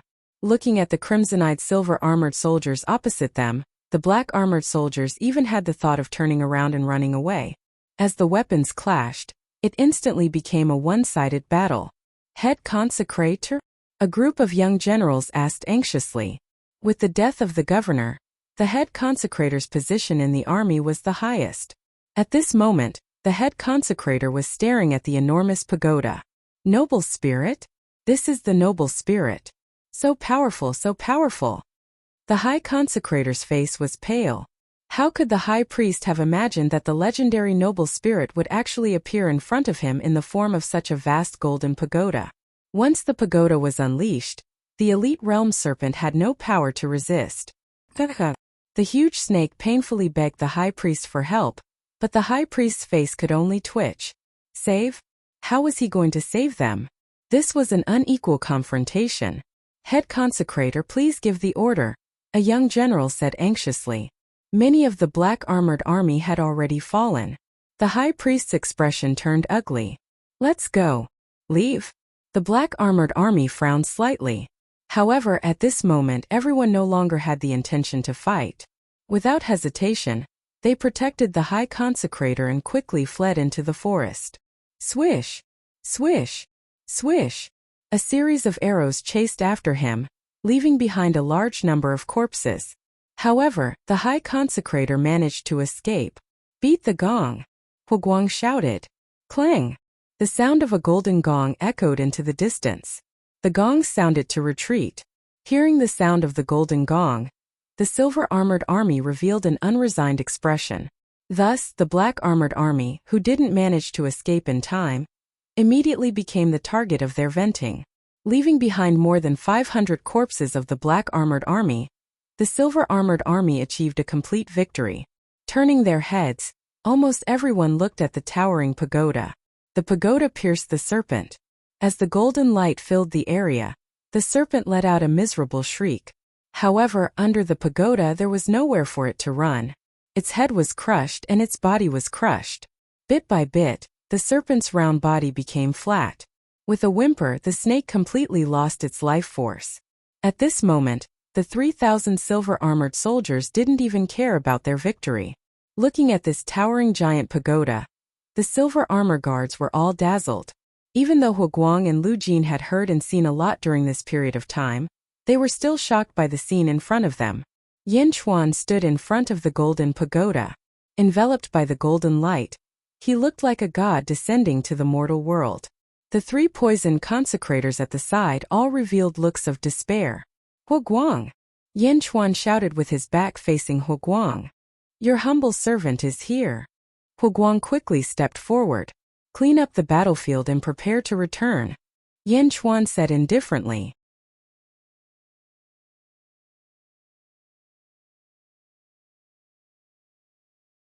Chapter 38. Yes, Huguang replied immediately. Lord, the high priest ran away. Should we chase after him? Lu Jin asked worriedly. Yin Chuan shook his head and said, no need. We don't have to do anything. They will die in this forest. Yes, Lu Jin replied. Then, Your Highness, what about these three consecrators? Should we keep them? Lu Jin asked again. What's the point of keeping them? Yin Chuan said calmly. The three poison consecrators immediately revealed looks of despair. But what could they do? They couldn't change the outcome. Huguang quickly ordered the soldiers to clean up the battlefield. When everything was cleaned up, the golden pagoda emitted a dazzling light. Boom! The golden pagoda exploded. As for that piece of paper, it was completely reduced to ashes. The silver armor soldiers sighed when they saw the demon snake's corpse. The paper, ink, and brush were too poor. They couldn't withstand my words. Yin Chuan sighed softly. Lord, everything has been cleaned up.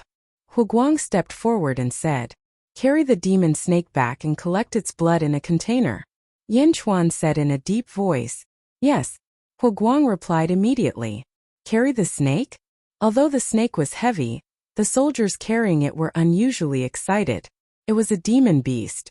Yin Chuan sat back in the sedan chair. The army marched back to where they came from. Lu Jin walked outside the sedan chair and waited for Yin Chuan. Your Highness, these 3 items were found on the bodies of the 3 consecrators. Lu Jin reported respectfully from outside the sedan. In the sedan chair, Yin Chuan looked at the 3 items on the small table.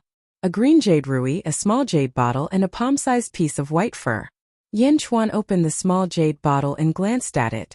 He said disdainfully, fasting pills again? He then turned to look at Yu Rui. Jadeite? It can calm the mind and prevent disturbances during cultivation. This jade ruby is not bad. Unfortunately, it is useless to me. Yin Chuan shook his head. Finally, there was a white fur. On the other side of the skin, there was a red runge. The skin of a demon wolf? Was this a talisman? Demon skin talisman? Unfortunately, the strokes of the person who drew the talisman were too weak, and the power was limited. Yin Chuan shook his head. Looking at the 3 items, Yin Chuan suddenly said, Lu Jin. Old slave is here. Lu Jin said respectfully from outside the sedan. Find a craftsman to polish this ruby jade into a writing brush. Pluck out the fur from the wolf skin and fill it with the brush's hair. As for the fasting pills, keep them for the time being. Yin Chuan handed over the 3 items. Yes. Lu Jin replied respectfully. Outside Yin Chuan's bamboo house, Yin Chuan began to eat again. However, there was only one dish, a large casserole pot and a pot of white soup. Lord, this is the demon snake soup. Lu Jin said respectfully from the side. Yin Chuan nodded. After drinking a mouthful of soup, Yin Chuan said with satisfaction, the meat of a demon beast is indeed different. This soup contains a large amount of yuan qi. Huguang and Lu Jin stood at the side and waited quietly. Yin Chuan began to eat again by himself. Not long after, a large casserole pot of snake soup was all in Yin Chuan's stomach. When the snake meat entered his stomach, Yin Chuan felt as if his stomach was on fire. A fierce energy attacked Yin Chuan's body. Lu Jin ordered the servants to quickly remove the chairs. Yin Chuan began to practice martial arts in the courtyard. Huff, huff, huff. As he punched out, the surrounding airflow was quickly driven by Yin Chuan. The snake meat turned into strength and quickly tempered Yin Chuan's body, as he practiced his martial arts. As he punched out, waves of air rolled up on the ground. The bamboo forest in the distance also seemed to be affected by the wind from the punches, making rustling sounds.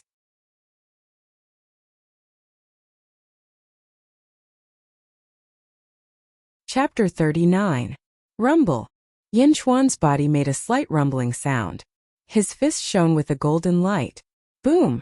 After the last punch, Yin Chuan's body made a loud noise. The wind stopped. Yin Chuan was covered in sweat. The sweat was mixed with some black substance, the impurities that were expelled from his body. Congratulations, Lord, for reaching LV4 of the power realm. Huguang said excitedly. Demonic beast meat? 1 pot. Just 1 pot and his cultivation had broken through? How much energy was contained in the snake meat? Yin Chuan smiled faintly, not taking it to heart. Lord, the hot water is ready. Please take a bath and change your clothes. Lu Jin said. Okay. Yin Chuan nodded. After entering a bamboo house, Yin Chuan took a good bath to wash away the impurities. He changed into a clean set of clothes and walked out again. Huguang and Lu Jin were waiting for him. You can eat anything except for the venom of this demonic snake. I can't finish it alone. You two eat more and practice harder. Yin Chuan said with a smile. Yes, thank you, Lord. Both of them said gratefully. Demonic beast meat? It was not something that mortals could touch. Now they could eat it to practice? With Lord as an example, both of them could imagine that as long as they had enough demonic beast meat, their cultivation would improve rapidly. Do the soldiers of the Lord Protector's camp have enough meat to practice? Yin Chuan asked. Hu Guang smiled bitterly and shook his head. No, we only have enough to eat. Our cultivation is very slow. Only high-ranking generals would have a large amount of meat to consume for cultivation. 3,000 soldiers, 3,000 mouths. Even if we reared some livestock, even if we hunted some, we could only feed a small portion of the generals enough meat for cultivation while filling their stomachs. Yin Chuan raised his eyebrows. How can we practice without enough meat? Hu Guang didn't say anything. It was not that he didn't want to, but that he couldn't. Are the brushes ready? Yin Chuan looked at Lu Jin. Yes. Lu Jin immediately handed over an emerald green brush. Lord, you have so many brushes in your study. Why don't you use them? Lu Jin was puzzled. Those brushes? They can't bear my words. Yin Chuan shook his head. Yes.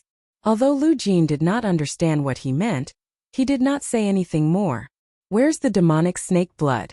Yin Chuan asked. I've already collected it. There's more than a barrel. Hu Guang immediately said respectfully. To the barracks. Yin Chuan said. Yes. The three of them walked towards the barracks. At this moment, Yin Chuan was like a god in the hearts of the soldiers. All of them looked at Yin Chuan with worship. When Yin Chuan arrived, they immediately prepared for battle. Archers, prepare to meet the enemy. Yin Chuan smiled. Yes. Although the soldiers didn't know where the enemy came from, they still responded respectfully. Yin Chuan looked around. Finally, he stopped at a large rock not far away. Taking out the emerald jade brush, Lu Jin immediately understood and quickly grinded the ink. Dipping it in the ink, Yin Chuan didn't hesitate to write on the large rock. Whoosh! Smoke and dust swirled around. When the brush landed, the scene appeared again. Stroke by stroke, the words emitted a gray aura. The gray aura slowly rotated. The last stroke landed. Whoosh! The gray aura suddenly formed a whirlpool. After absorbing the wind from the surroundings, it suddenly exploded. The concentrated aura rushed into the forest in the south where the large rock was facing. A large scatter word was engraved on the large rock.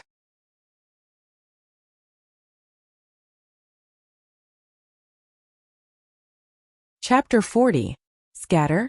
Everyone's eyes lit up as they looked at the immortal scene. Take a bowl of snake blood and pour it into the character. Yin Chuan said in a deep voice. Yes. Hu Guang immediately did as he was told. A bowl of demonic snake blood was quickly poured into the character. Ooh! The gray mist appeared on the character again. When the snake blood was poured in, it immediately turned into a bloody mist and was sucked into the whirlpool. Boom! The bloody mist exploded and shot towards the south. In the blink of an eye it disappeared. What a strong fishy smell! Hu Guang sniffed and said in surprise. When the demonic beast's blood is scattered, a large number of wild beasts will be attracted. In the future there is no need to go hunting. Every day, scatter a bowl of demonic snake blood to attract a large number of wild beasts. Kill them and devour them for cultivation. Yin Chuan said in a deep voice. Yes. Hu Guang's eyes lit up. Oh well. In the distant forest, a loud wolf howl suddenly sounded. Hoo-hoo. From the distant forest, wild wolves suddenly walked out. Their eyes were glowing green as they looked greedily in the direction of the army camp. Prepare to meet the enemy. Hu Guang shouted. Roar! The soldiers roared in unison. Woo! The pack of wolves pounced. Release the arrows. Xiao! Xiao! Xiao! The massacre began. Yin Chuan grabbed the brush and slowly retreated. Hu Guang led the army to fend off the wild beasts. Lu Jin followed behind Yin Chuan. Looking at the brush in his hand, Yin Chuan was satisfied. Indeed, the quality of the brush was much better. This time it didn't turn into dust. He passed the brush to Lu Jin and kept it. Lord, with this word, the soldiers will have a lot of meat to practice their martial arts. Moreover, fighting with wild beasts every day will make it easier for them to practice their martial arts. Lu Jin said respectfully. Yin Chuan took a deep breath and said, They are too weak. We eat the demon snake to train, but they also need to train. I don't want a weak army, I want a strong army. Yes. Today soldiers eat your fill first. Tomorrow at 3 in the morning, the entire army will follow me to set up a formation around this area, just in case. Yin Chuan said indifferently. Yes. In the forest. It was a huge valley. In the valley, the great consecrator sat cross-legged, surrounded by 40 to 50 black armored soldiers. Suddenly, a black armored army soldier ran in from outside the valley. The high consecrator opened his eyes abruptly and looked at the battered black armored army. Great consecrator, it's not good. The Yin State's Zhao army is surrounding and killing us. Our brothers outside have all been killed. The battered black armored army soldier said sorrowfully. The high consecrator's face was extremely ugly. Zhao family Zhao Kun was shameless. The Zhao family was the one who cooperated with us and asked us to assassinate Yan Chuan. Now, seeing that we have been defeated, they want to kill us all? A young soldier said sorrowfully. Yan Chuan is fine. On the surface, the Zhao family will naturally draw a line with us. I didn't expect them to be so ruthless. The high consecrator said in a deep voice. Great consecrator, what should we do?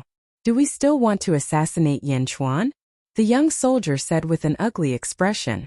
The high consecrator stared at him. Are you crazy? That Yan Chuan must have received the support of the Immortal sect.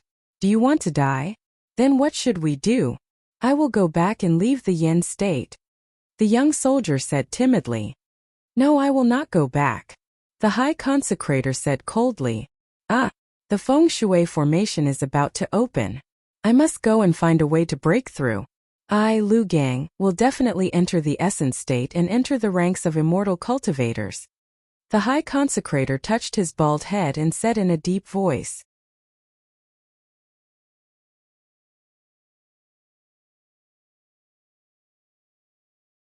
Chapter 41. Great Yin State Capital Yinjing. Yinjing Palace. In a courtyard. In the courtyard, a man wearing a dragon robe, with a dignified face and a fierce expression, was the ruler of the Yin state, Yin Emperor. In front of Yin Emperor stood a few officials, followed by an old eunuch. In front of everyone was a corpse. It was the corpse of the eldest son of the Zhao family, Zhao Tianda, sent by Yan Chuan. Zhao Tianda. Yin Emperor squinted his eyes. Yan Chuan killed Zhao Tianda and sent someone to deliver it to your majesty. This is very unusual. Your majesty? An official wearing a green robe looked at Yin Emperor. He dares to threaten me, blaming me for allowing the Zhao family to assassinate him? Yin Emperor said coldly. The emperor is growing up. The green-robed official frowned. Your majesty, do you want to announce Zhao Tianda's death to the public? To gather the people's support and counter the Zhao family? Another official asked. Your majesty, you cannot. The green-robed official immediately shouted. Oh, Chongqing, what do you mean? Yin Emperor looked at him. The emperor is the emperor. Although he does not interfere with politics in the Yin state, he is more important to the people than any previous emperor. Because of the emperor, the Yin state has been standing for 300 years. Although there was a change of people 7 years ago, the support of the people for the king equal to one still existed. After living in seclusion for 7 years, he had gradually faded from the eyes of the people. But if the news was made known to the public, even if he did not show up, his reputation would still cause a storm in Great Yan. I have a bad feeling. Chongqing frowned and said worriedly. What feeling? Yin Emperor said in a deep voice. This corpse was sent here by him. Perhaps he purposely wanted His Majesty to announce this matter to the public. This way, his reputation will reignite the memories of the people and pave the way for him to enter the political circle. Chongqing frowned. Pave the way? Are you saying that he wants to seize my power? Yin Emperor's face sank. This is just my speculation. After all, everyone in the Great Yin state knows that the Great Yin dynasty was originally ruled by a king. Just like Your Majesty, he has the most legitimate right of succession. However, Your Majesty is in charge of the military and government of the Great Yin dynasty, while he only has a reputation that has been accumulated for 300 years. This could be a chess piece to test the waters. He wants to win the hearts of the people first. Chongqing said worriedly. Mr. Chongqing, you're overthinking things. The emperor's equal has the soul loss syndrome, and he's only 17 years old. How could he be so scheming? Another official shook his head and laughed. Maybe I'm thinking too much. Chongqing shook his head and smiled bitterly. Yindi frowned. There was a moment of silence. Moreover, if your majesty deals with this matter quietly, the Zhao family will think that your majesty and the emperor's equal are in cahoots and set a trap. The reason for Zhao Qianda's death is your majesty, not an ignorant 17-year-old boy. Chongqing said again. We can't announce it, but we can't not announce it either. If what Mr. Chongqing said is true, then the emperor's equal is too scheming. Another official said worriedly, Your Majesty, please make a decision. Everyone looked at Yin Emperor. Yin Emperor was silent for a while, then he took a deep breath and said, The Zhao family will be removed sooner or later. It's not a big deal to take their hatred. The emperor's equal? I've underestimated him. He wants me to regain control of the great Yin after 100 years? Impossible. My son will be 100 times better than him. The Crown Prince is a blessing to the great Yin. The Crown Prince is a genius. The great Yin may have a new emperor. Chongqing nodded. These days I don't think I've seen the Crown Prince? Another official asked.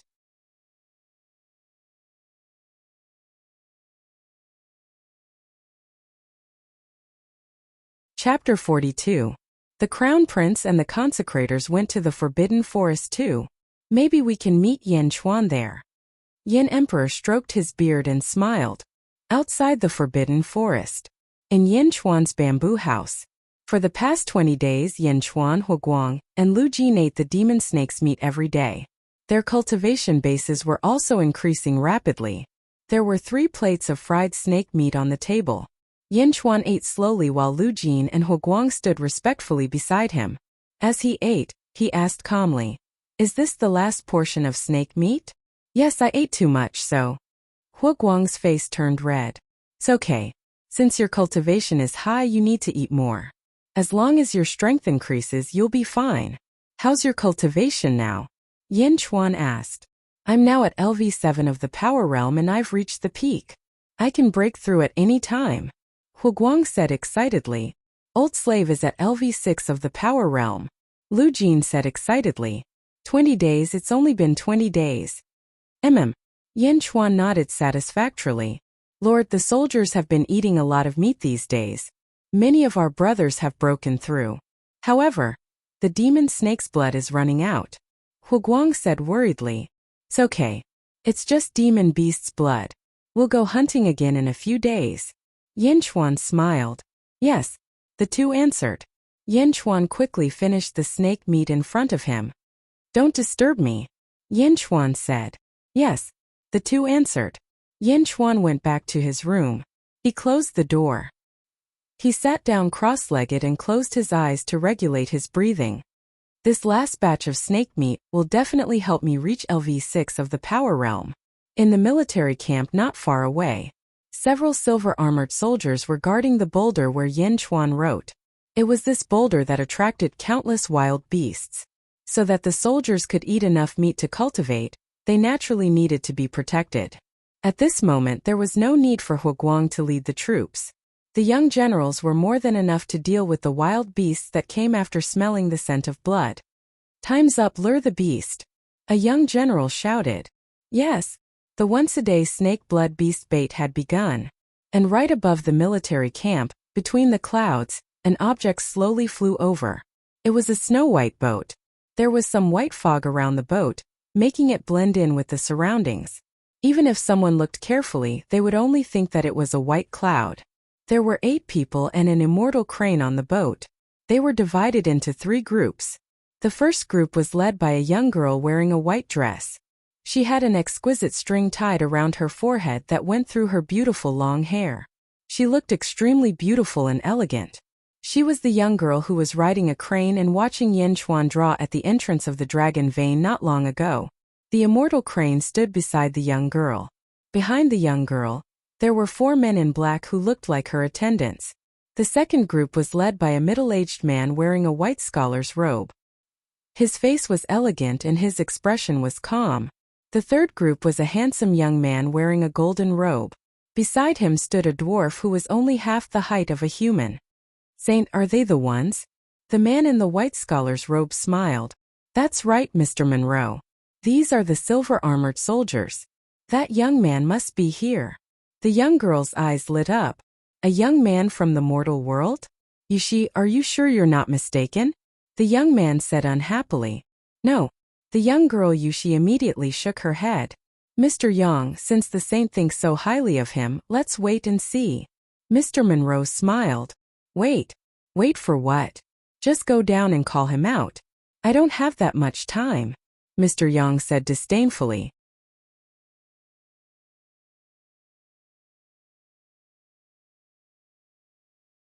Chapter 43.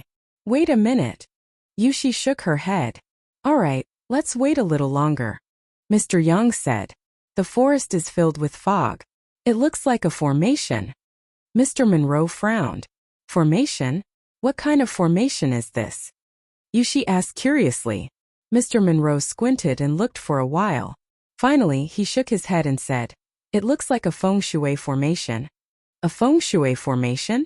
That's impossible. How can a mortal set up a feng shui formation?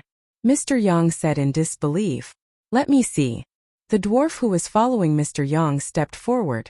Ding Wugu, you happen to be practicing feng shui. Tell me, what kind of formation is this? Mr. Yang said immediately, as if he was talking to Yushi. Everyone looked at the dwarf named Ding Wugu. The dwarf looked at them and frowned. Finally, he shook his head. Can you tell? Mr. Yang asked. No, but what kind of formation can a mortal set up? At most, it's a trash formation. Ding Wugu said disdainfully. That's true. Mr. Yang nodded. Mr. Monroe stood with his hands behind his back. He shook his head slightly and squinted his eyes to study the area below. What are those soldiers doing? Yushi asked in surprise.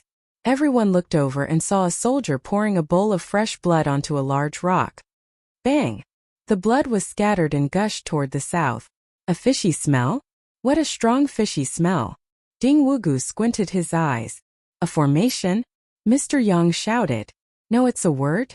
Mr. Monroe's eyes lit up. Let's go down. Mr. Monroe was excited. Yes. Everyone nodded. Mr. Monroe stepped on the ground and the boat sank. In the blink of an eye they were below. The boat shrank quickly.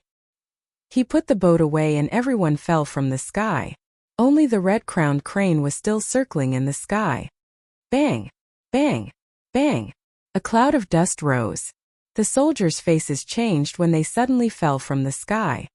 Who are you people? A silver-armored soldier immediately shouted. Mr. Monroe went straight to the big rock. He stared at the words on the big rock and read them carefully. His eyes were full of surprise.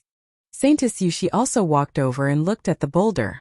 Young Master Yang also pretended to look at the words on the boulder. No one paid any attention to the surrounding soldiers. In their eyes, these soldiers were no different from ants. Archers fire. One of the generals shouted. Originally, he was prepared to hunt wild beasts, but the bowstring was already fully drawn. Once the order was given, thousands of arrows were fired at the same time, shooting towards this group of uninvited guests. Whoosh! Whoosh! Whoosh! The silver-armored army was extremely experienced. More than 2,000 arrows rained down like a huge net. If he were a mortal, he definitely wouldn't be able to escape from this torrential rain of arrows. But how could this group of people be ordinary? One of Saintess Yushi's subordinates immediately turned his head, glared, and waved his hand lightly. Buzz! There seemed to be a huge wall of air around them. The arrows stopped abruptly when they hit the wall. They strangely floated in the air, and only the tails of the arrows rippled slightly. More than 2,000 arrows stopped in an instant.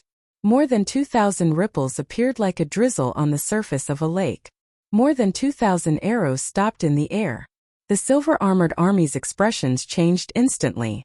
All the soldiers realized that they were in trouble. This group of people seemed to be beyond their ability to deal with. Qinglong, don't make things difficult for them, Saintess Yushi suddenly said. The subordinate in black, who was glaring at her, suddenly relaxed and said, Yes, Saintess. Clatter. More than 2,000 arrows fell to the ground instantly. At this moment, in the bamboo house that was separated by a bamboo forest, Yin Chuan's body rumbled once again. Golden light shone around him, and then he opened his eyes. LV6 of the Power Realm? Ha! Yin Chuan let out a long sigh of satisfaction. Yan Chuan squinted his eyes and looked towards the bamboo door.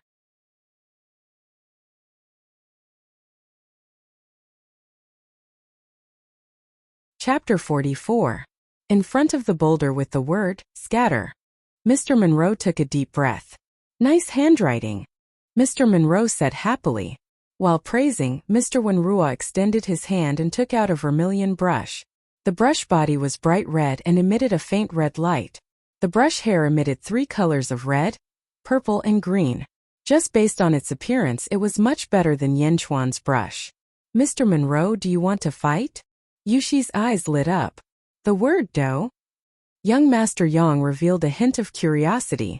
Mr. Wenrua smiled faintly and said, when the brush lands, there is an aura. The person who wrote this has amazing strokes. I am also curious and excited to see this. Then Mr. Monroe, hurry up and write. I've only heard of the word do, but I've never seen it before. Yushi's curiosity was piqued. Okay. Mr. Monroe nodded.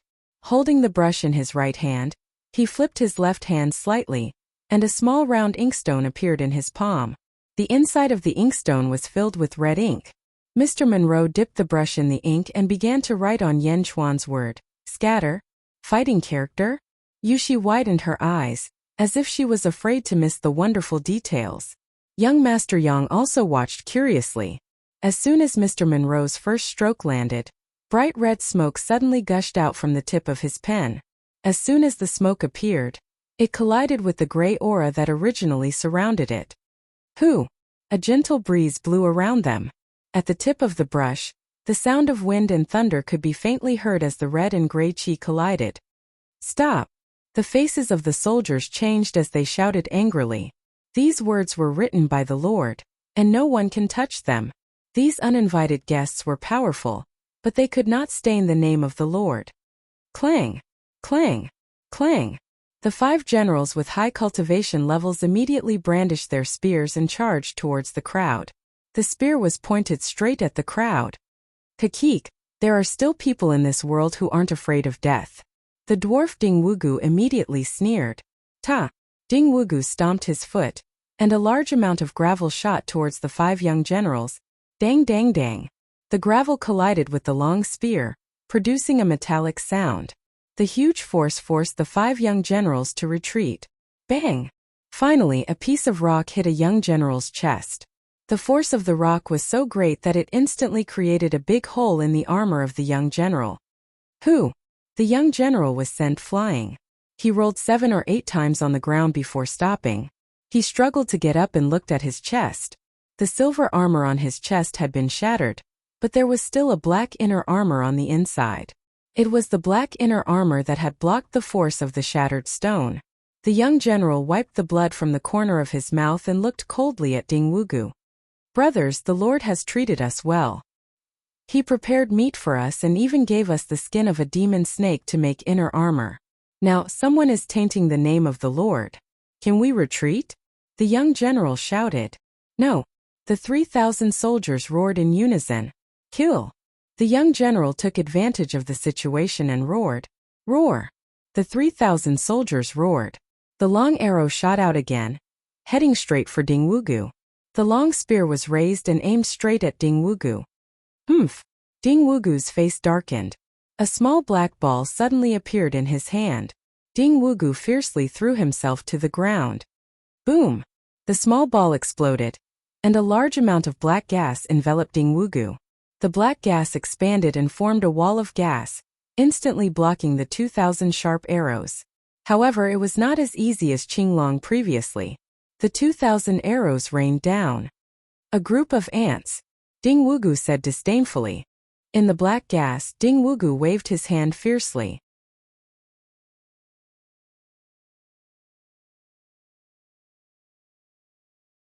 Chapter 45. Whoosh! Like a storm, the 3,000 soldiers were knocked to the ground in an instant. Ha ha ha, how refreshing. It's your good fortune that you ants can see my feng shui technique. Ding Wugu said with a sinister expression. It was as if bullying these mortals made Ding Wugu feel a sense of comfort that he had never felt before. Perhaps his dwarf body had been looked down upon for a long time, causing him to feel a strange perversion. Get into formation and fight again, a few of the young generals shouted.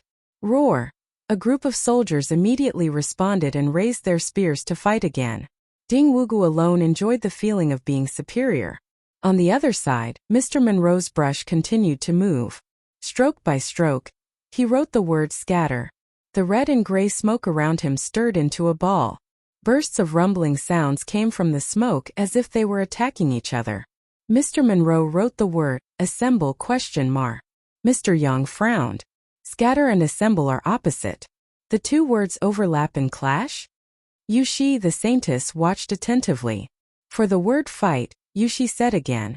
The winner will suppress the other side until the other side completely disappears.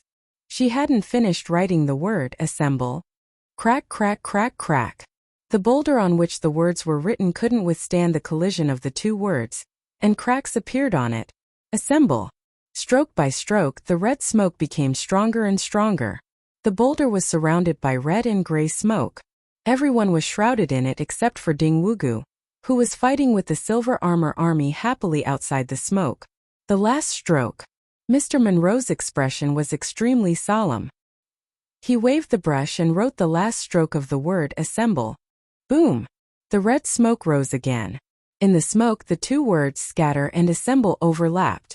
The two words appeared and disappeared, sometimes red and sometimes gray.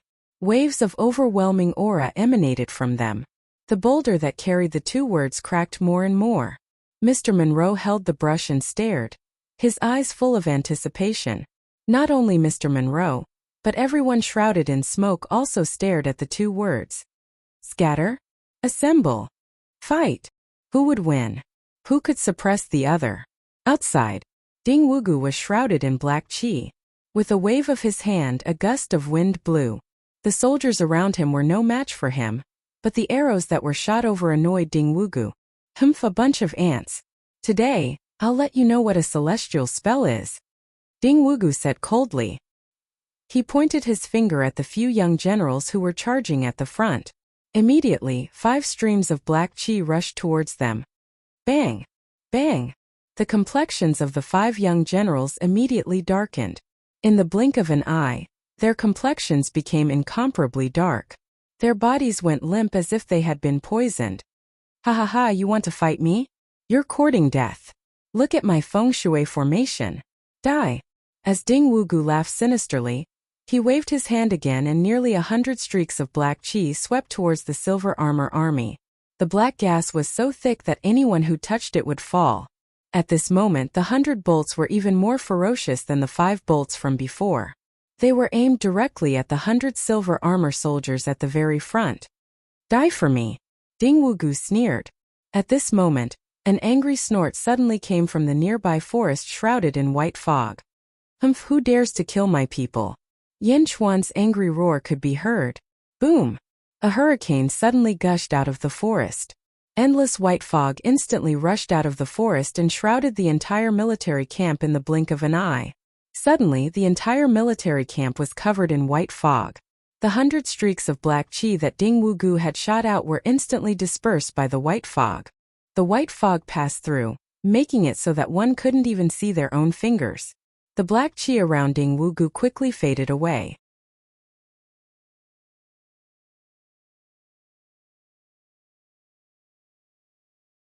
Chapter 46. Ding Wugu's expression changed.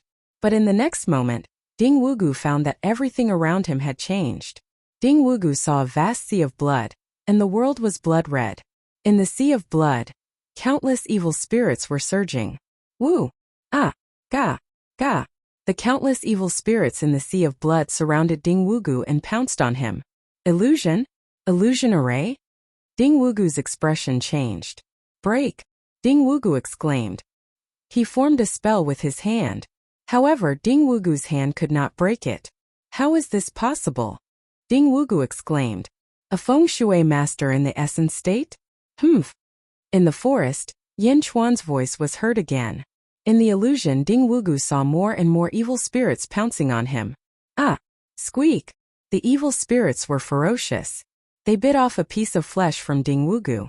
Thousands of evil spirits bit Ding Wugu, and his flesh was instantly mangled. Although Ding Wugu knew that it was an illusion, he still screamed in shock. No!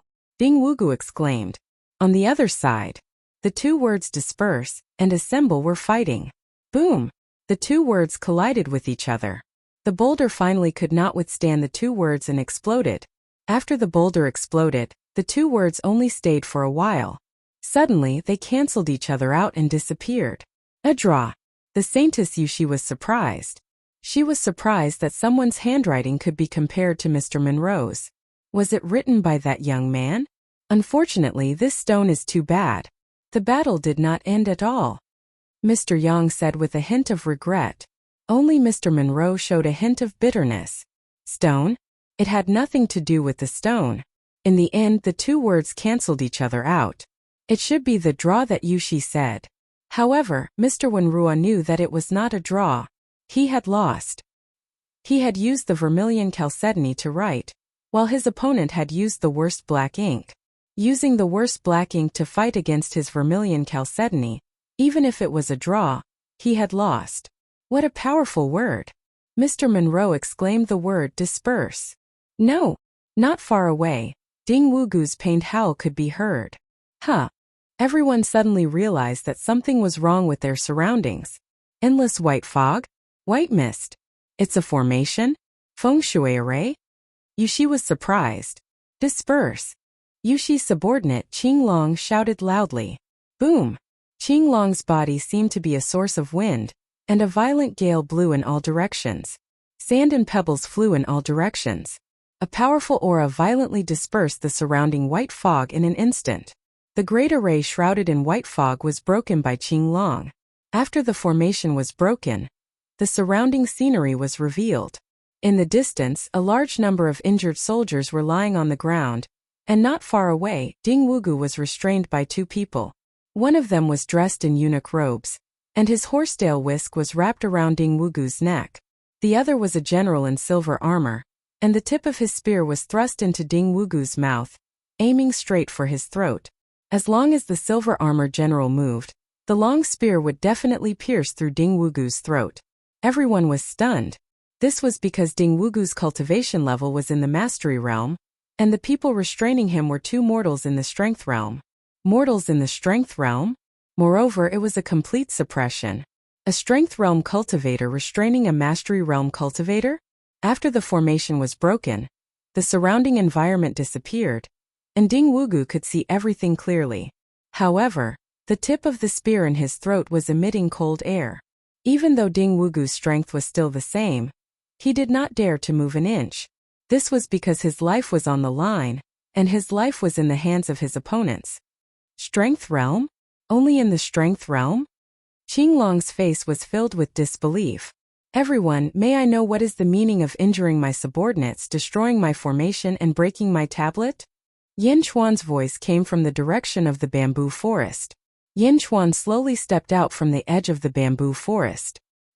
He frowned and looked at the group of uninvited guests.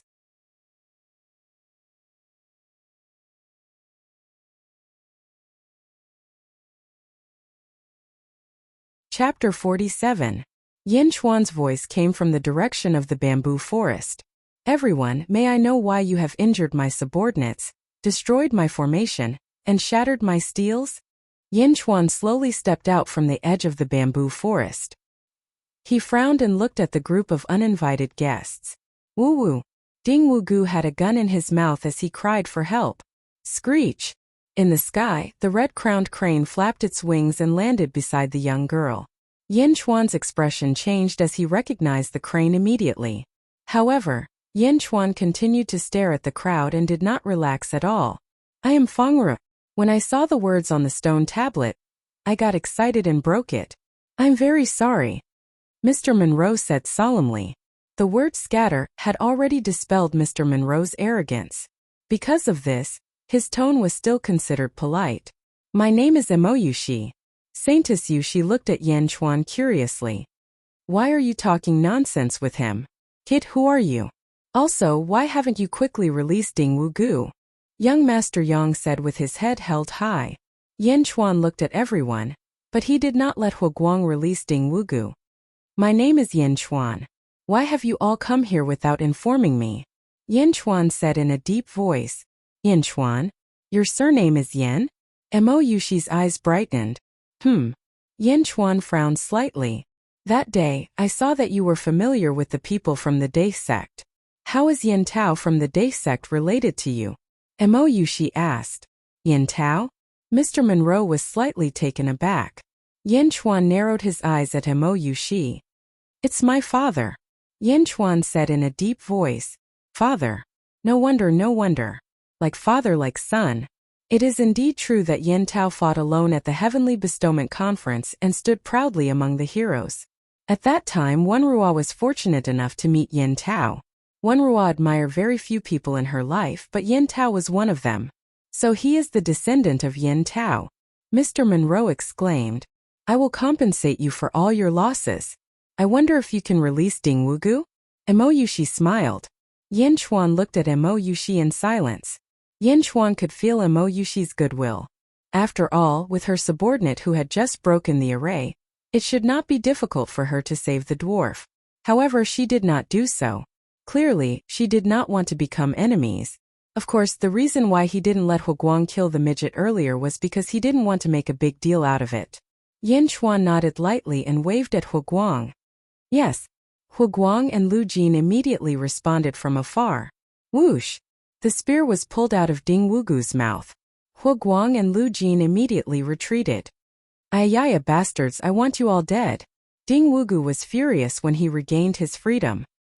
He took out a black ball insolently and was about to attack again.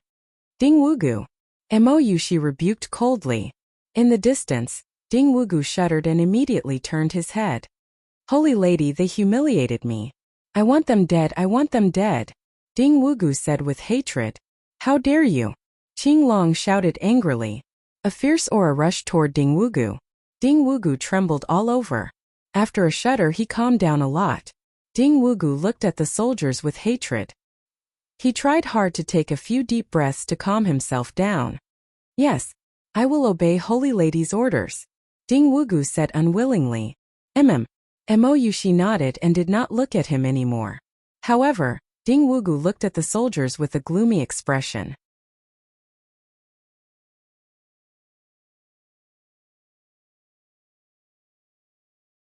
Chapter 48.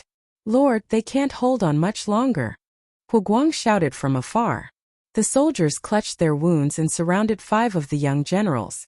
They had been poisoned by Ding Wugu's black energy. Their bodies were black and they trembled. Yin Chuan raised an eyebrow. Mo Yushi, fulfill your promise. Yin Chuan knew a bit about feng shui, but his cultivation was too low. He couldn't cure the poison. Ding Wugu, cure them. Mo Yushi called out to the dwarf. I don't understand. I've suffered great humiliation, but I won't pursue the matter because of the Holy Maiden's words.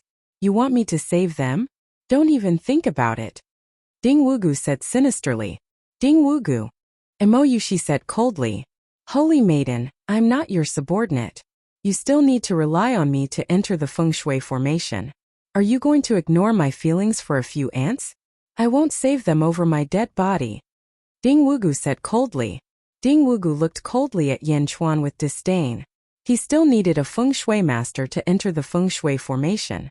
Ding Wugu believed that Mo Yushi couldn't do anything to him. Mo Yushi frowned then sighed. Qinglong, go take a look and see if there's a way to save them. Mo Yushi said with a frown. Mo Yushi's words made her stance clear. She would rather offend Yin Chuan than Ding Wugu at this critical juncture. Yin Chuan didn't say anything. He walked over to check on the 5 young generals. Qinglong poured a beam of green light into one of the young generals. However, the young general only trembled, his face still black. Holy Maiden. Qinglong shook his head, indicating that he couldn't cure the poison. It's useless. This is feng shui evil poison. It has already entered the heart meridian.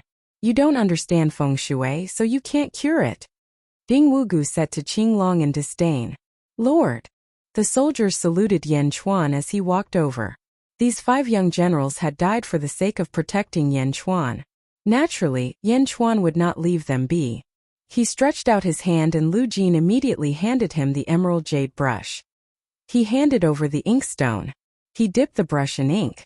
Yan Chuan quickly wrote on the foreheads of the 5 people. Mr. Monroe's eyes lit up when he saw the jade brush. This money? Mr. Monroe shook his head. It's impossible to write such domineering words with such poor handwriting. Yan Chuan ignored him and quickly wrote on the 5 people's foreheads. As soon as the brush was drawn, a breeze suddenly blew in the surroundings. Bursts of green light suddenly appeared and slowly flowed into the bodies of the 5 people. Clear. Clear. He wrote 5 characters in a row. Bursts of green light enveloped the 5 poisoned people. He really wrote this? So it's really his handwriting. Mr. Monroe exclaimed from afar. As he exclaimed, Mr. Monroe's face showed a moment of bitterness. Looking at the young man's back, Mr. Monroe felt that all his previous calligraphy practice had gone to waste. Mr. Yang looked at Yan Chuan with jealousy and said, "Handwriting? It's just a small trick." Ding Wugu also looked at him with hatred. "Lord, will they be okay?" Huguang asked worriedly. Yan Chuan handed the brush to Lu Jin. He took a deep breath and said, "I'm not sure. It's up to fate. My handwriting can only disperse a part of the evil poison. The rest is up to them. Guard this place and don't touch their bodies." "Yes," the silver armor soldiers answered. "Huguang, stay here and check on everyone's injuries." Yan Chuan looked at Huguang.